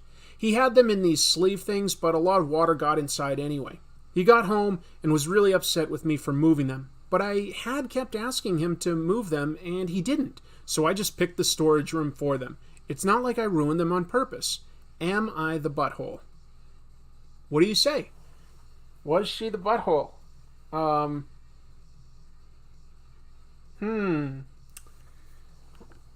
She did something that, without asking for permission, that ended up with somebody else's property getting ruined. The first thing I would say is, hopefully they have homeowners or renters insurance to cover things like this when something floods. That's the first thing. So in a way, it almost shouldn't matter. You should be able to get the value. But a lot of people are saying, yes, this person is the butthole. Probably she was.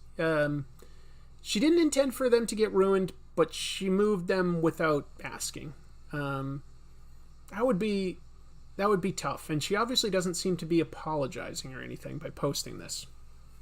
This story needs a trigger warning.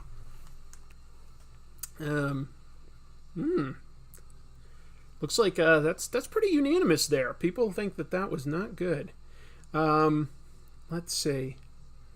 I'm going to find another one that seems to be popular if I can. Oh, there's that one's the most popular that's comic book related.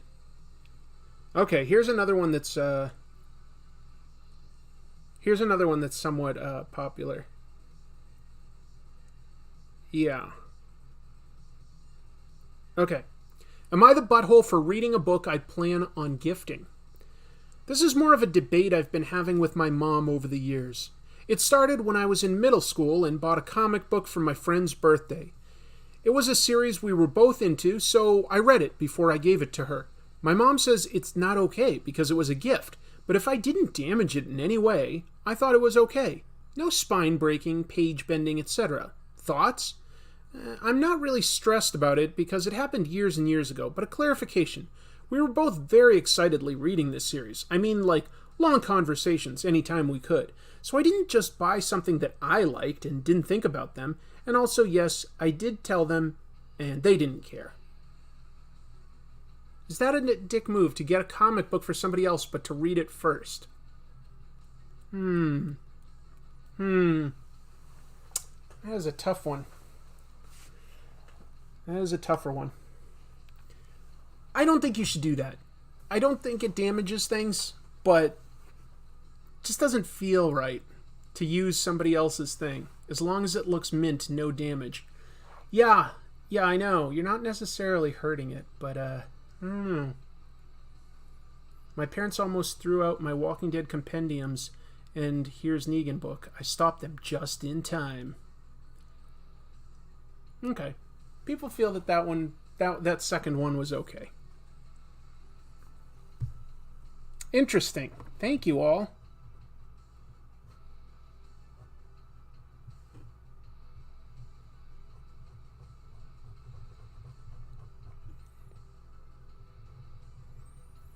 Bet you didn't know that you were going to have to do ethical debates on this live stream tonight.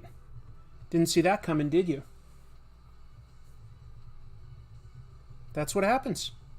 Unexpected things. Unexpected things happen on the Comic Tropes live stream. That's my new song. Unexpected things happen on the Comic Tropes live stream. I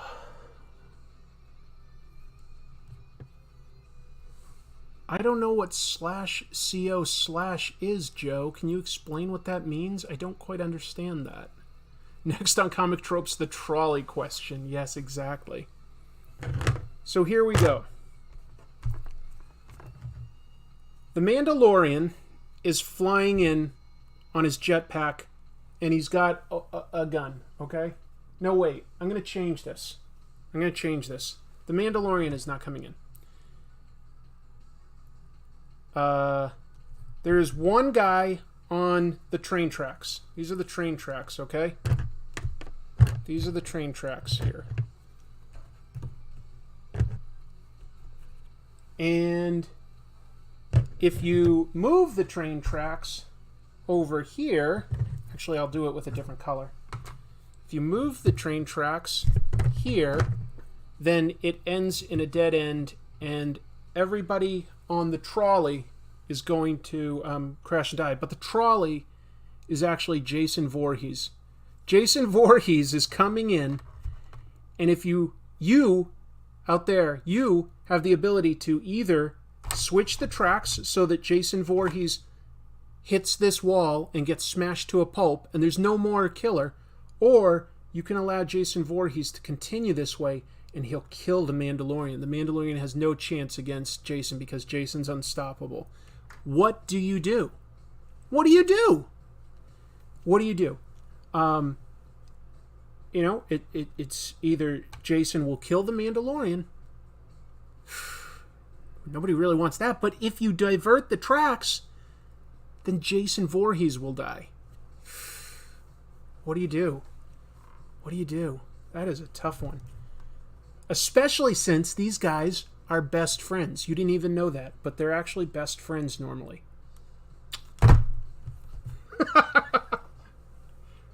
Somebody said kill Jason, but that doesn't make sense, does it? I mean, why would you want to kill Jason?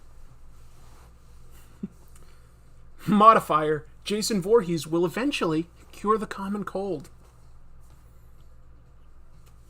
Slow the trolley by throwing children in front of it. Now you're thinking outside the box. Now you're thinking how to solve the unsolvable conundrum. I like it. I like it a lot. Sarlacc pits solve everything. They do solve a lot, don't they? They do solve a lot.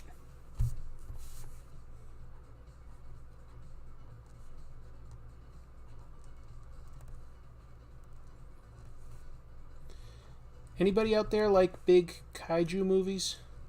I do.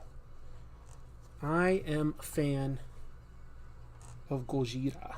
Oh, in fact, yeah. Look, Gojira. And if you like big kaiju stuff, like what's your favorite? Mothra, Gamera, Pacific Rim, Iron Giant? Like, I don't know. Like, Transformers? What's your favorite big giant fiction? Like, stuff with big giants. Whatever happened to the new Warriors? I don't know, Mandela Butterfly. That's an interesting question. I don't have a good answer. Ghidorah is the best kaiju. How would you draw Darkseid? Pretty much like he was designed by Kirby, I guess. Godzilla. Yeah, the original Godzilla is so good. So good.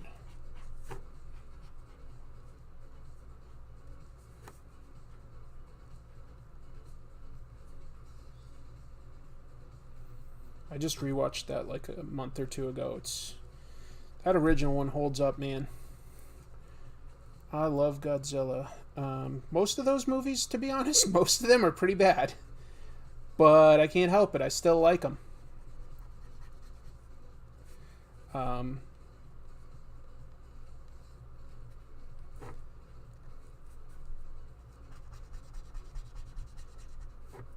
Some of them, though, are outright really, really strong, really good.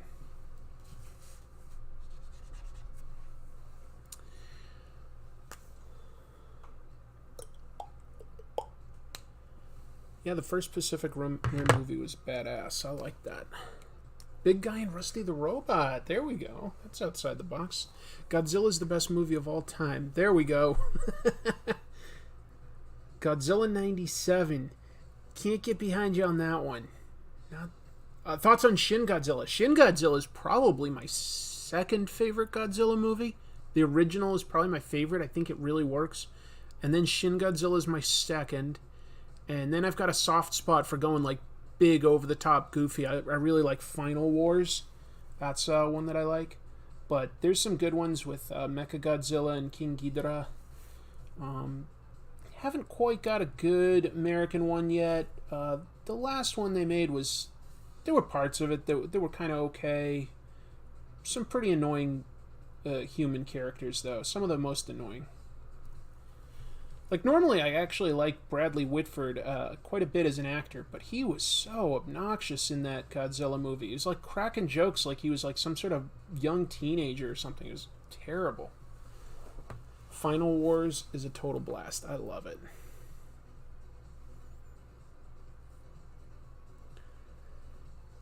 See, I don't think King of the Monsters was fantastic. I wish it was, but boy, did I find like that mother annoying. Godzilla 97 is the first movie I watched at a movie theater. Well, I'm sure that does have some nostalgia tied to it then. King Kong vs. Godzilla is in my top 5 kaiju films. It's pretty funny.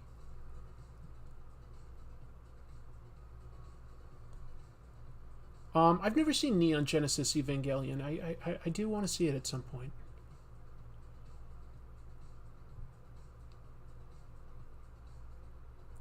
What's your favorite era? That's tough. Because if I was to say just like the modern era, because it only includes Shin Godzilla, like if I can sort of ignore the American ones and the anime ones, like I might just choose that. But that's not quite fair. I would say that, we've got the Showa era, the Heisei era, and the Millennium era are like the big ones to go between. And I think I have to go Hesai overall. I think that middle one overall had the highest quality. So if I'm just choosing era, I would say that middle era had the best quality. The Millennium and the Showa both have movies that I like. I just think that it's a little more consistent in the middle there. Hopefully that makes sense.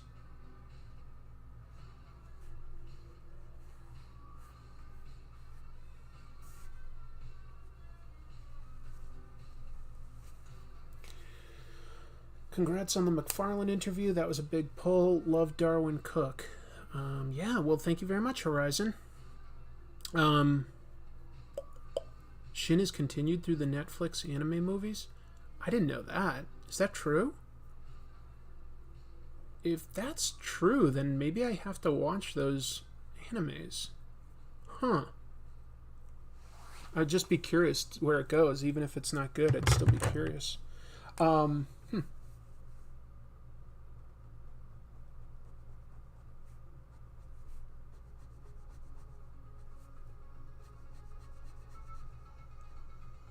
Oh, Brandon Harris, thank you so much. That's very, very kind of you. I appreciate that.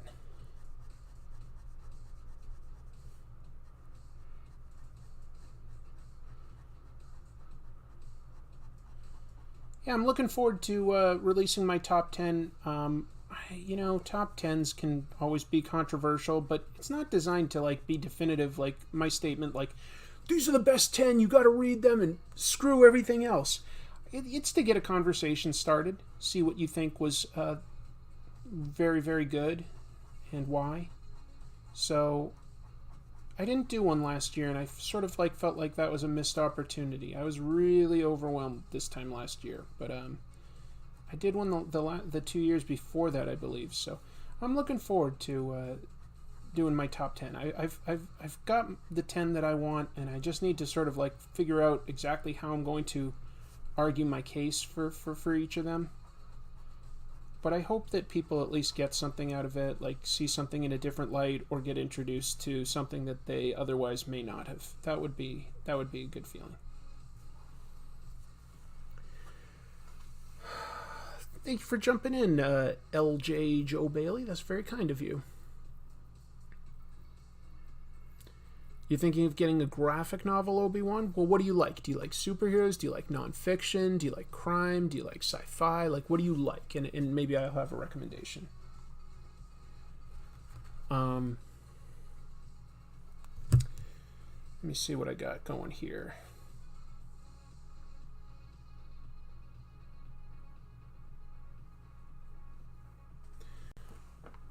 I'm in... Okay, let's see. I meant continued as, and it's part of Toei's reboot plan for Gojira, but not necessarily as a sequel. Oh, I see. You're saying it's all of the same era because Toei is the one releasing it. So yeah, I get that. I get that. I missed your super chat, Naj. Okay, hold on. Oh, that is not even slightly true, and the anime is crap. I guess he's talking about Godzilla, and that's why Joe clarified. Got it.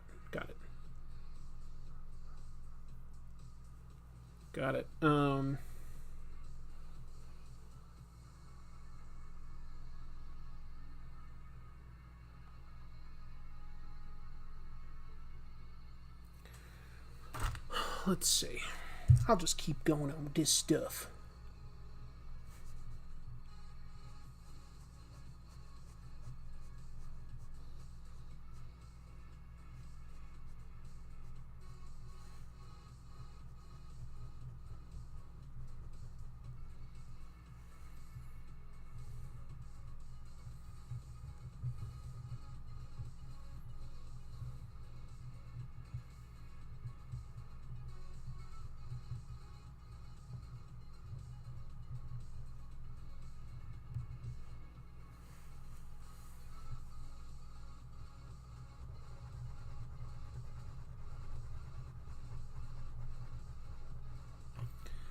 Pop Culture 3000. Have you ever thought of doing an Osamu Tezuka review where you don't drink yourself half to death? I'm a give Tezuka fan and can give you good refs. I did do an Osamu Tezuka episode. I talked about the Astro Boy story, the greatest robot in the world. And I think I'm probably not going to color it Obi-Wan. I'm probably not going to. I probably will do at some point like an Osamu Tezuka look at Buddha. I will probably look at that at some point, because I think that that's a book that not enough people know about.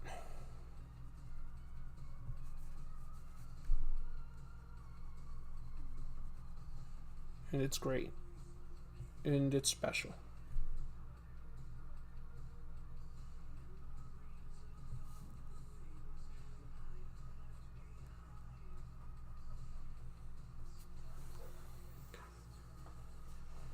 Made a custom Marvel Legend of Japanese Spider-Man. That's cool. I want to get the Figuarts Japanese Spider-Man. That's something I would like to get for myself at some point. But not right now. All my funds are actually going into... I'm in the process of, I hope, getting a 1957 Thunderbird. So I'm pretty excited about that. That's going to be my project for quite a while.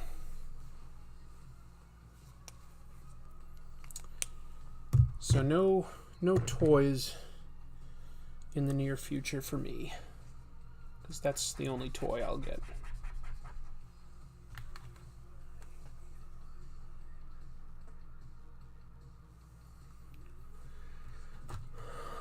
Blackjack? Sure, yeah, that is an interesting idea. Gojira 54 or Gojira King of Monsters 56? Gojira 54. You ever publish a comic before? Yep. Yep, many times.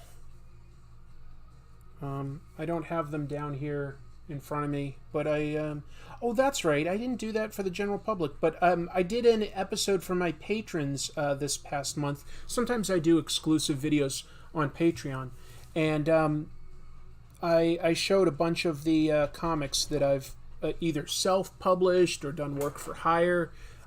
So yeah, that was fun. Like I have, but it's kind of a lot to recap, and honestly, most of it you never have heard of.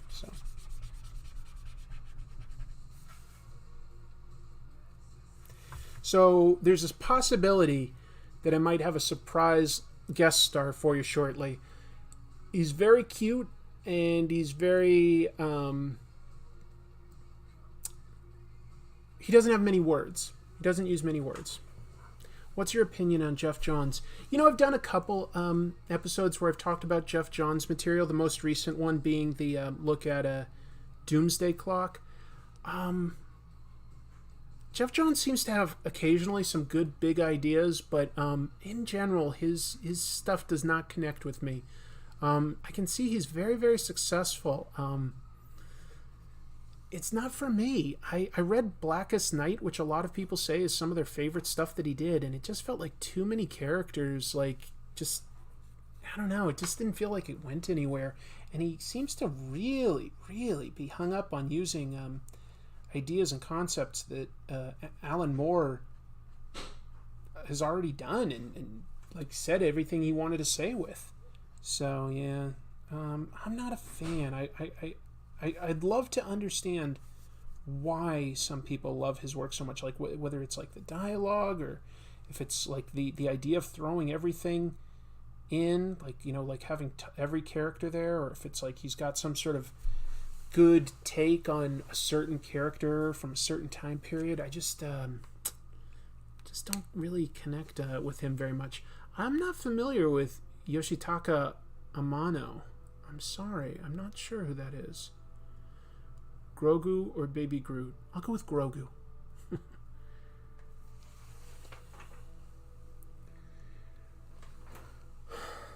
Too many cooks can spoil the broth for Blackest Night. Yeah, I think that's sort of how I feel about it. Yeah. I did watch all of The Mandalorian. I don't want to spoil anything for anybody who hasn't seen it, but all I can say is I really like it. That's a show where I've intentionally decided I don't want to really look at it with a critical eye for like, am I looking at this to review it or analyze it? Maybe someday down the road I'll watch it, a third time or something, and I can't help but look at it in more critical light. But for now, I'm able to just really enjoy that show. I really like it. Oh, thank you. I'm glad you just discovered my channel. That's nice. My opinion on Grant Morrison, I think that they are a very talented writer. I don't always get what they're going for, but I think that Morrison has written a lot of stuff that I do like.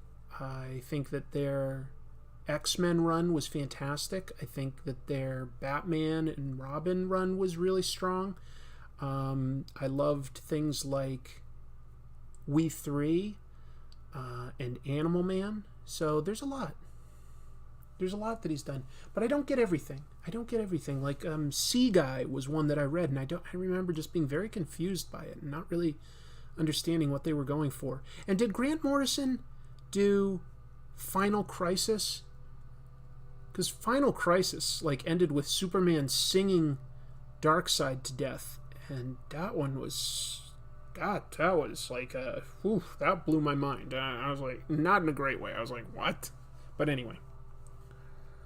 Toby, Andrew, or Tom? As an actor overall, I'd probably give it to Toby. I will say that, Jesus, I sort of want to pick Tom, though. Thoughts on Morrison coming out as non-binary? Good for them. That's great that they feel comfortable doing that. That's nice that we're at a place where somebody can feel comfortable being themselves. And they've given me so many hours of entertainment. I'm happy to support them in whatever method I can.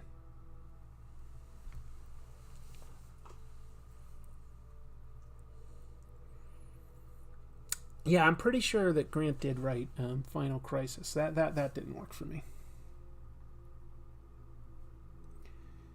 So what can I say?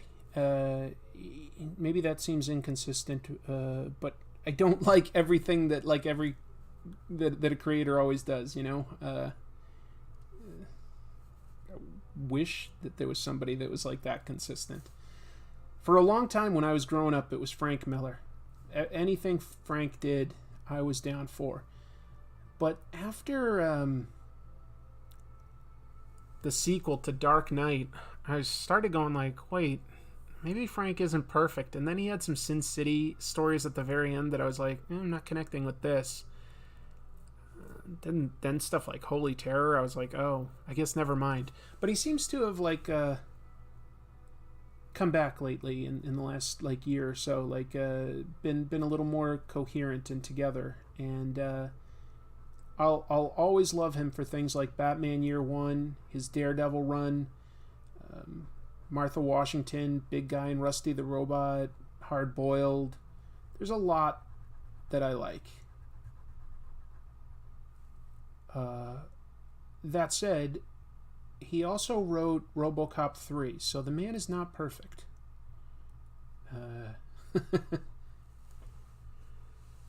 Yeah, 9/11 seems to have broken his brain, but I think that like he was, if you look at his health, like he's never talked about it or anything, but like you look at photos, and Frank Miller at a certain point, like from 2001 to like a couple of years ago, he aged like 30 years overnight. I don't know what that was. I don't even want to speculate really, but something happened. And so it may have been like a physical change as well as just like mentally going through things. His RoboCop 2 comic is insane. Yeah, it is. If there hadn't been that first RoboCop movie, I think his RoboCop 2 script would be a really cool thing. As it is, it's like campy and kind of interesting, but I consider like RoboCop, that first movie, just about flawless. It is a fantastic script and really well executed.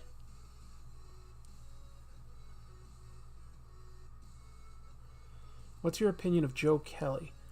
I haven't read a lot of stuff by Joe Kelly, actually, so I don't really have any strong opinions on him. You know, yeah, I don't know. I'd have to really actually sit down, do some sort of like analysis to see everything that he's written, to go like, oh, okay, yeah, I read that. Because off the top of my head, I can't think of everything he's written. So I don't really have a strong opinion there.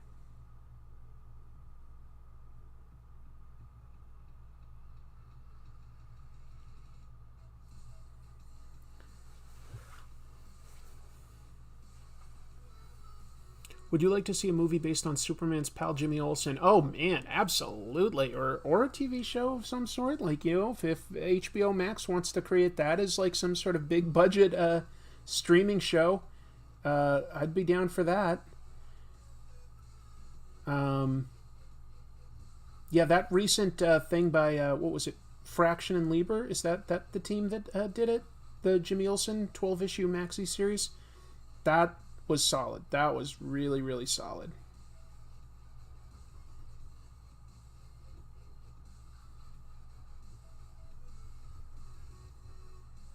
Very fun. Creative, thanks for being up so late. Yeah, I totally understand. See, Rojaws, I don't find the villains that stupid. I find Clarence Boddicker and who's that guy? Dick. I can't remember the last name, but the VP at OCP, Dick Jones. I find Dick Jones and Clarence Boddicker fascinating villains. Like, I find them very real and human. I don't know Bob McLeod personally. I definitely know his work. I was a fan of New Mutants when I was a kid. I love Eric Larson. Not everything that he does necessarily, but in general, I think he's super creative. Knows comics inside and out. Just an amazing guy. An amazing guy. All-Star Superman is the perfect Superman run. Yeah. It is. Yeah, I've read Grendel. Grendel is badass. Maybe someday I'll have to do an episode on Matt Wagner. That could be fun.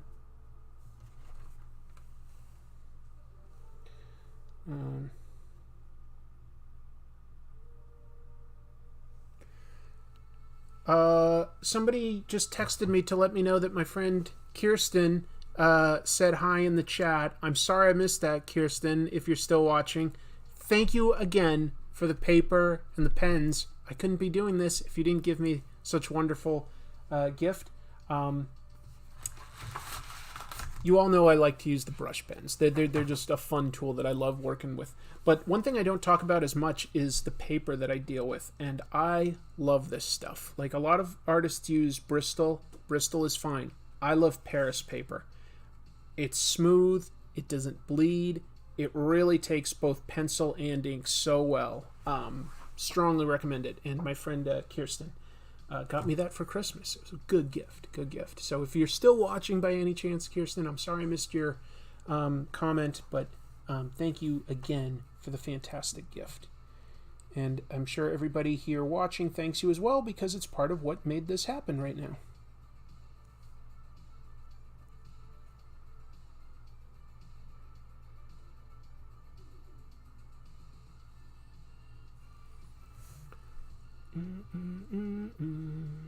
See ya, Mandela Butterfly. Thanks for stopping by. Have you watched any of the DC shows? Not yet. I only just got HBO Max. I do want to watch Swamp Thing and Doom Patrol because I've heard good things. I've watched 2 episodes, I want to say, of the animated Harley Quinn show. And I gotta be honest, it's pretty funny.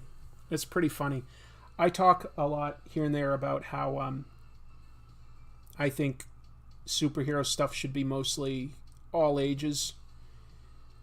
But there can be exceptions, and I think that humor is my one big exception. Like, humor shouldn't have limits on it in general. And oh, look at this, folks! We got a little guest star. Look at this. This is Buddy the kitten. Buddy, you want to look up here? Say hi to everybody. Oh, look at that. This is a kitty that Chrissy and I are fostering for her parents right now. He is the cutest, friendliest guy. He loves to play and he loves to cuddle. I love cats. Buddy is something special. This is Buddy. Hi.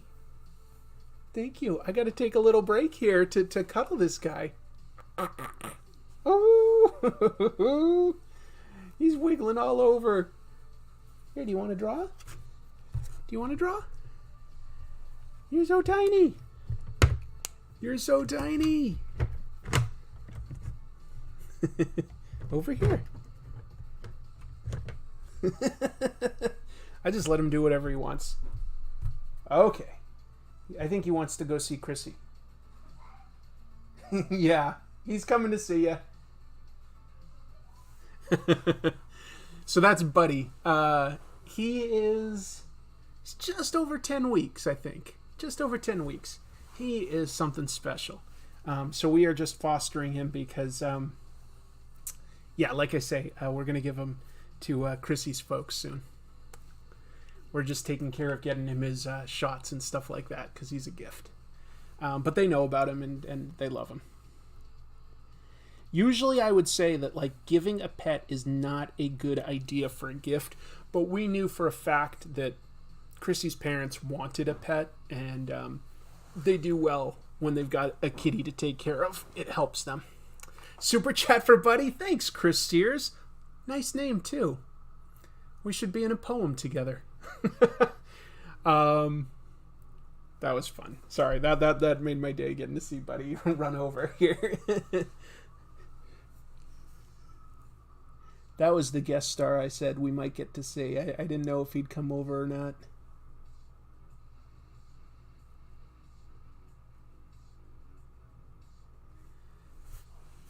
Itty bitty kitty, adorable. Yep. There's nothing like. I'm trying to think. In general, wouldn't you say that a baby version of an animal is really cute? Like, you know, even if you don't like a skunk per se or something, like a baby skunk is cute.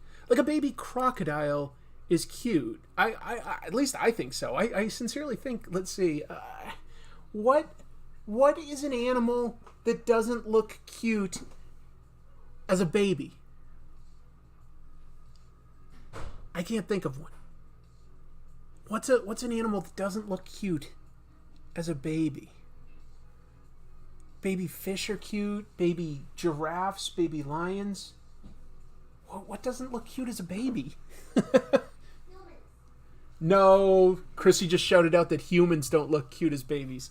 Like, I guess she's right. Like, but we know people better than we know other things. So, like, we can like look at a baby and say, "Oh, that baby isn't cute like that baby is." So she's sort of right. But in general, like babies can be cute. But like, what animal isn't cute? A spider?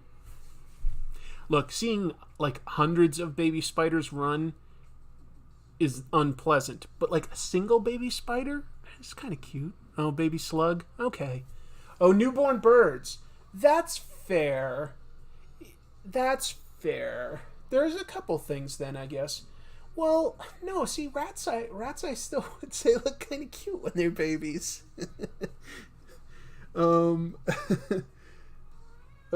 Snails, yeah, maybe some of the slimier sort of blobby things. Maybe. You're right. But yeah, how did I find out about Japanese Spider-Man? Oh, you know that I guess it wasn't that long ago, all things considered, but like there used to be this channel called Channel 10. Well, no, it's still around. Excuse me, Channel 101. It's this fantastic thing with crowd-submitted 5-minute TV shows. Okay. And the audience votes on what will continue to the next month. Get like a second episode. There was a really funny thing, and you guys would all like it. It's called Return to Supermans by Willie what was his last? Willie Roberts. Willie Roberts made this hilarious show called Return to Superman's, and it's sort of supposed to be like a Turkish Superman TV show, okay? And he uses the theme song from Japanese Spider-Man, and I loved the theme song. I was like, where is this from? Let me take a quick pause to read this super chat. Steve Sorensen says, hey Chris, I hope your holidays went well. Like I always say, you are one of my all-time favorite YouTube channels. Thank you. Here is my stimulus to you. I hope all is well. Also, read anything good or recommend? I would recommend these days Stillwater is interesting. What else? Firepower is interesting. A manga series I discovered that I didn't think I'd be into, but I really like, Witch Hat Atelier, is really good.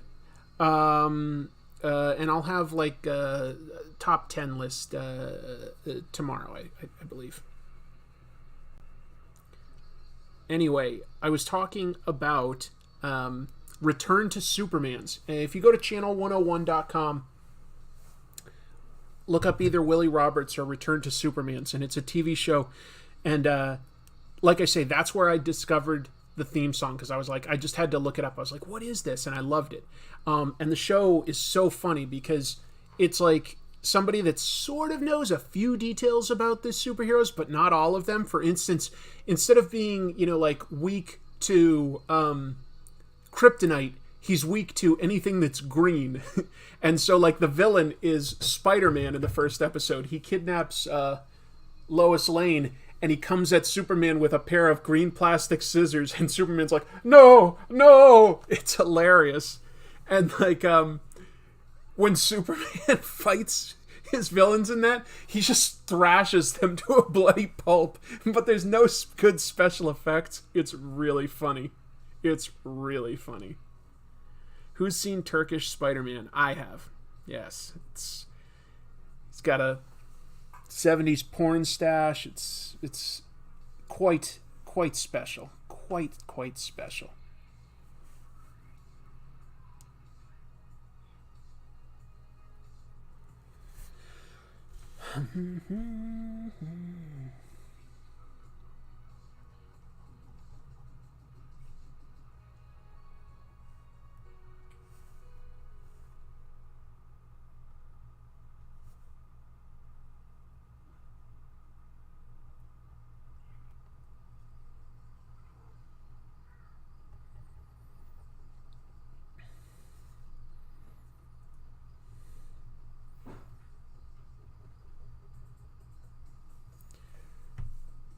Hello to new people. Will you do Todd McFarlane Part 2? I mean, maybe someday, but for now, like we just talked for a little over an hour, and I think that's pretty good for now. But I will say that, like, after it ended, Todd was very kind and still, like, chatted with me for another 15-20 minutes just about comics in general. It was more of just a loose, casual conversation. It was really, really enlightening, and it was nice. Pop culture guy, did you read Kaiju Max? No, not yet, but I do have it. I have not read it yet. I need to. Hey Milo, here's my other cat. He wants some attention now. Did you watch the Generation X TV movie in the 90s? I sure did, Kyle. It was not very good. So you saw a baby cat. This is my adult kitty, Milo. This is my guy.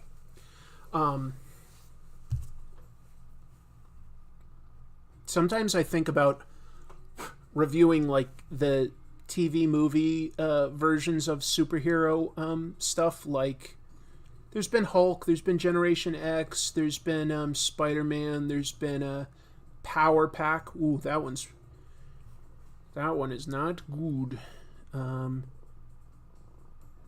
Yeah, I may do something like that sometime. I'm not sure. I'd have to think about it a little. Good boy. You're a good boy. No, I haven't read Nick Spencer's Amazing Spider-Man run at all. Sorry. Maybe someday I'll read it in trade if it's good, but I haven't. Like from Milo and Otis. I don't think I ever saw that movie, Milo and Otis, but I'm pretty sure that Otis was the cat and Milo was a dog in that. No, I just liked the name when I adopted him. He was a kitten, and I just thought Milo was kind of a cute little name, and he seems to answer to it, so that's good.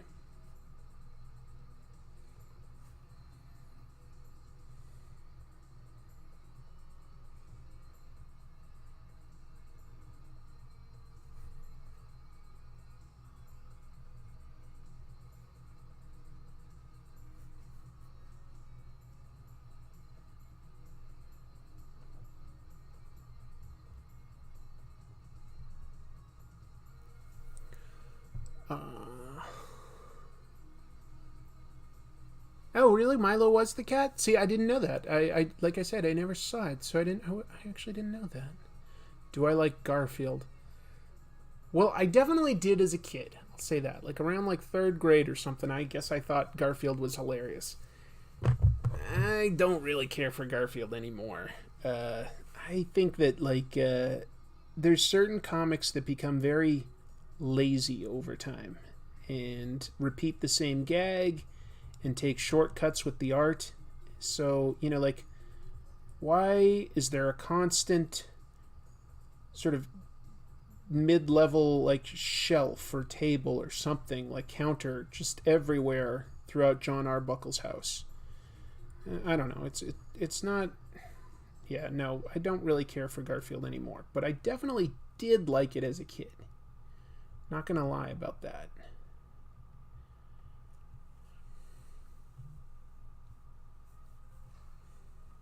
Does Garfield like you? No, probably not. Italian Spider-Man? Well, maybe I'm thinking of Italian Spider-Man instead of, what do you call it? Instead of, Turkish. I don't know. See ya, Halo. Yeah, you do run out of material. So, maybe end it? Know when to end it? Calvin and Hobbes knew when to end it. The Far Side knew when to end it. Those are sort of my high water marks for comic strips that I read in the papers. Those two are like my high water marks. And then there's, you know, classic stuff you can go back to that, like, you know, was influential, like Popeye and Cats and Amber Kids, and who else? Little Nemo. But there's not... I don't think that there's really any comic strips that are out these days in like the syndicated newspapers that I really care about all that much.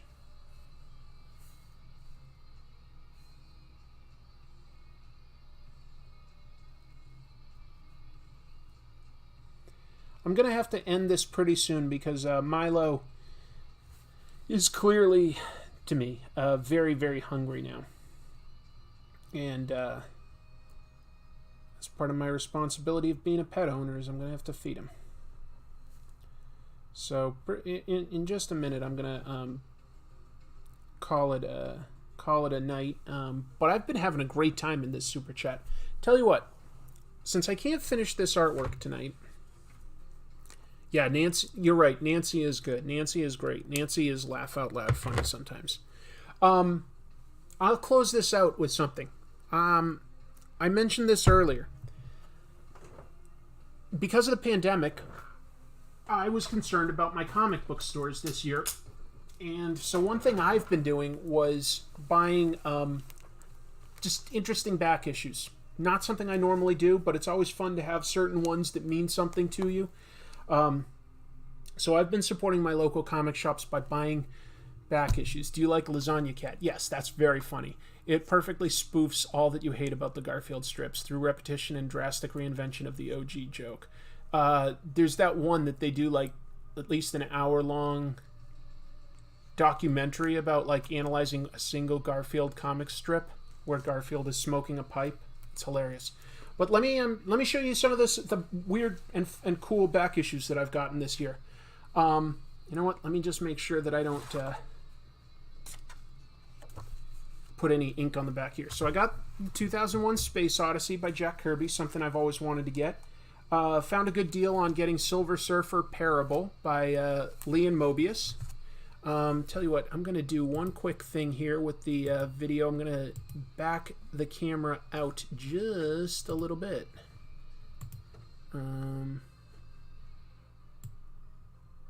There. Now you can probably see a little bit more. I know there's a big reflection though.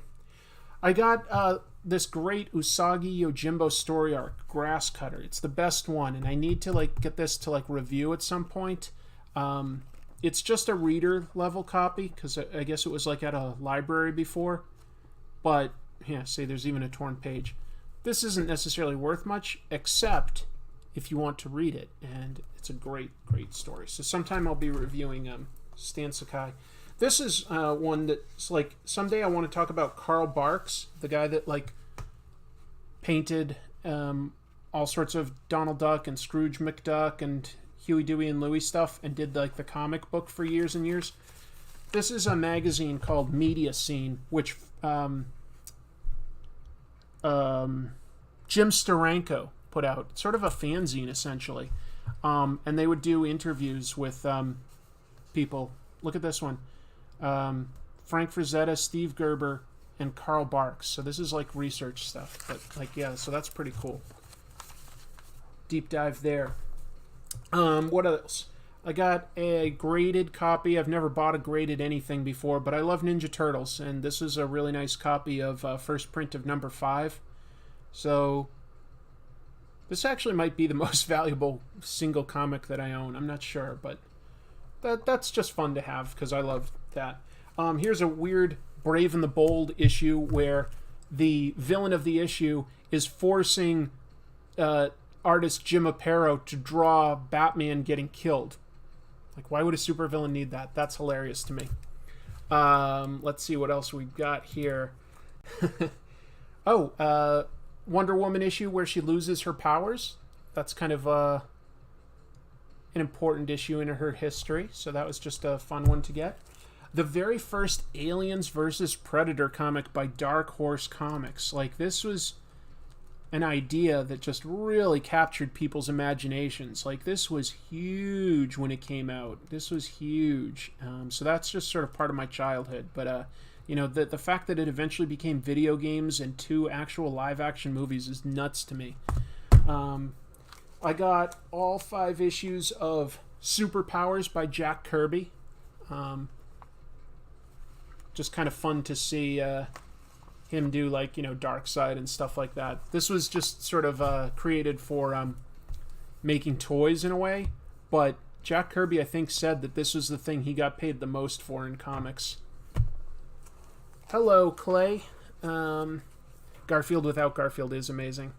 Let's see. I got an issue of Atari Force. This was for when I did the episode earlier this year on Jose Luis Garcia Lopez. I just wanted to pick up an original copy. Great artist. This one was just pretty cheap. It was the first issue of Captain Atom by Steve Ditko for, I want to say Charlton. So just sort of a classic piece of comic book history. I used to have all the G.I. Joe books, but at a certain point I sold almost all my collection. I decided to get these 2 issues, 26 and 27, because they tell the origin of Snake Eyes, and I thought that was pretty cool. So I got those, even though I used to own them as a kid. And I also got this, because at some point I'm going to talk to Larry Hama, I think, for an interview, and Larry wrote this comic as well. He wrote these G.I. Joes, and he also wrote Bat Thing, which was DC Marvel teaming up.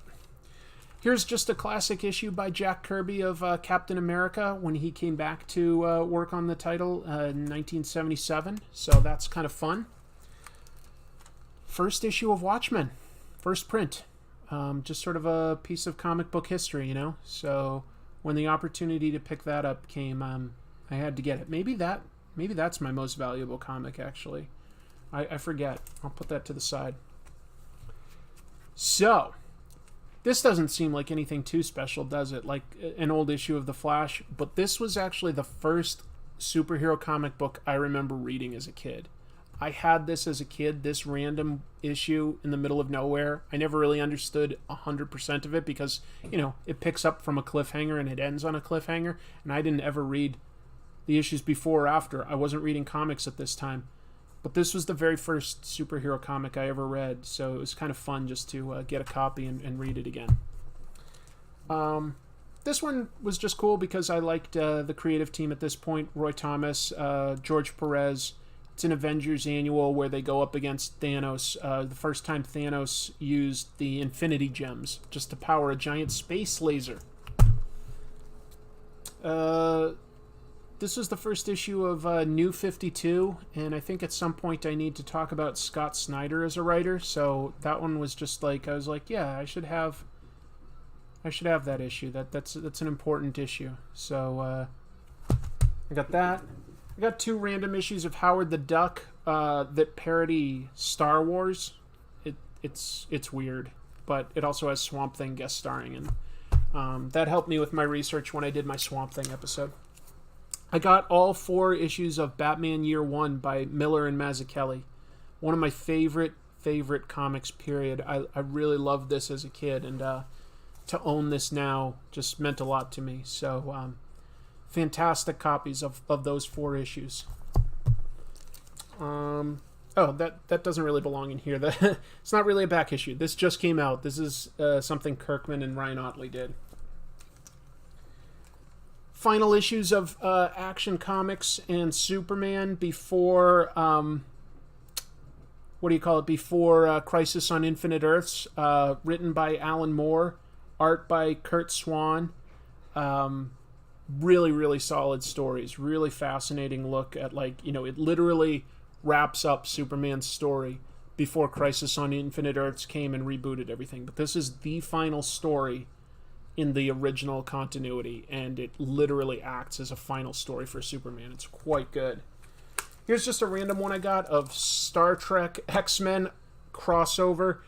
I got it because the art I thought was all by Mark Silvestri. He only does some of the artwork, though, so that was sort of a disappointment. I like Mark Silvestri's art, but yeah.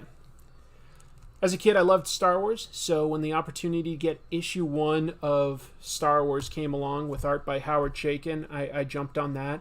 Not a perfect copy. The interior is very good, but it has like sort of a streak across, but whatever. Like, it's just fun for me to be able to own a piece of history that means something to me. X-Men Teen Titans. One of the best intercompany crossovers ever. Seriously. Written by Claremont, artwork by Walt Simonson. It's Darkseid and Dark Phoenix teaming up. There's also Deathstroke, and it's just the X-Men and Teen Titans when they were both at the height of their popularity, just teaming up against their villains. In this story, they just exist in the same world. There's no like sort of interdimensional crossover or anything. They just exist in the same world. It's so good. No, the Mylights, most of these came like that, fortunately. I haven't even read this one yet, but I never read Rebirth. But whatever. I was like, okay, sort of a piece of history. Not a fan of Jeff Johns, really, but I'll read it at some point and see what it is. I think the reason I have this issue of Ninja Turtles is because it's the first appearance of Jennika, the 5th turtle. I'm not sure off the top of my head. I got 3 key issues of Iron Man. The famous Demon in a Bottle issue. And then 2 issues where Tony Stark, his drinking has gotten so out of control that he stops being Iron Man. And this is when Jim Rhodes took over. It's pretty powerful stuff. Really, really good. And finally, Gotham by Gaslight, because I'm just a big fan of Mike Mignola. And so that's just an interesting Batman Elseworlds story told during like the Jack the Ripper time. See ya, Obi-Wan Kenobi. So anyway, those are some of the random, rare-ish back issues that I picked up this year. Mostly, I don't really need them. A couple of them help with research for episodes, but mostly I was doing that just to help out the comic shops that I shop at. I wanted to just sort of support them by getting a little extra where I could. So, I think that's where I'm going to call it, dropping into the stream. Hey, Michaela! You just missed me showing a bunch of back issues that I got, and I'll tell you, Michaela would know about a lot of those. She's getting her PhD, I believe, a doctorate in something to do with comics. I'm not 100% sure what your thesis is, now that I think of it, Michaela. But I know that she knows her comics, and she reads a lot of them, and she's very, very smart about comics. She especially seems to know a lot about DC. Very impressive. But I was just showing some of the back issues I picked up this year, like the final Superman story in Before Crisis on Infinite Earths by Alan Moore, the first issue of DC Rebirth, some of those sort of key issues. Doctor of Comics. Isn't that cool, folks? You can become a Doctor of Comics. Not easy. But, yeah. So, I appreciate everybody hanging out, studying the progression of time in DC Crisis events. Whew. Well, more power to you, Michaela. Crisis on Infinite Earths, I still love for the sheer spectacle of it, and it is fascinating what it did. I loved the previous things like, Crisis on Two Earths. I loved those types of things. By the time it got to, like, Final Crisis, even though I love Grant Morrison, I did not really care for Final Crisis. I did not care for most of those things. Will you do more videos with more comic celebs? Maybe Frank Miller or Mark Bagley, or even an important writer for DC or Marvel? Diego, I'm always up for that. So here's the deep, dark secret of my interviews. Almost all of them have come to me. And thanks, Daniel. Everybody remember to read his book, Loxor. Let's see. What was I just thinking of? I'm getting tired. I need to eat, and I need to feed my cats, so I'm about to take off. But I lost track of what I was talking about. I lost track. Sorry, folks. But I had a good time tonight. We were talking about interviews. Let's see. I did approach Kirkman and Remender because I know them. But all the other interviews actually came to me. So I will do interviews whenever I can. I love to do interviews. They don't get the same level of views as my edited Comic Tropes episodes, but it is something that I love doing. So I will do more, but I also won't be investing the majority of my energies in trying to nail down interviews. I will definitely take opportunities from, big names when they present themselves. And I will occasionally reach out to people, I'm sure. But in terms of like the overall views, people seem to mostly prefer the Comic Tropes episodes. So that's mostly where I focus my energies. Anyway, thank you so much, everybody, for being here. It means a lot to me. Thank you for the super chats. Like I say, I'm planning on putting out a small-ish episode tomorrow. Maybe not even that small. Let's just say not scripted or tightly edited. It's just going to be me showing and talking about what I think were the top 10 comics of the year. So a little less formal, but hopefully still a lot of fun and interesting, and hopefully it provokes some interesting conversation. Let's keep it friendly. Folks, I'll see you in 2021. Until then, I really hope that you have a great new year. I hope that you and your family and friends stay safe. Please remember to keep wearing your mask. It's not going to be too much longer. If we're just smart and we're just careful, we can get through this, and hopefully we don't have to lose anyone close to us. Let's be careful out there, because I sincerely care about all of you, and I appreciate you. Take care. See you soon. Keep reading comics.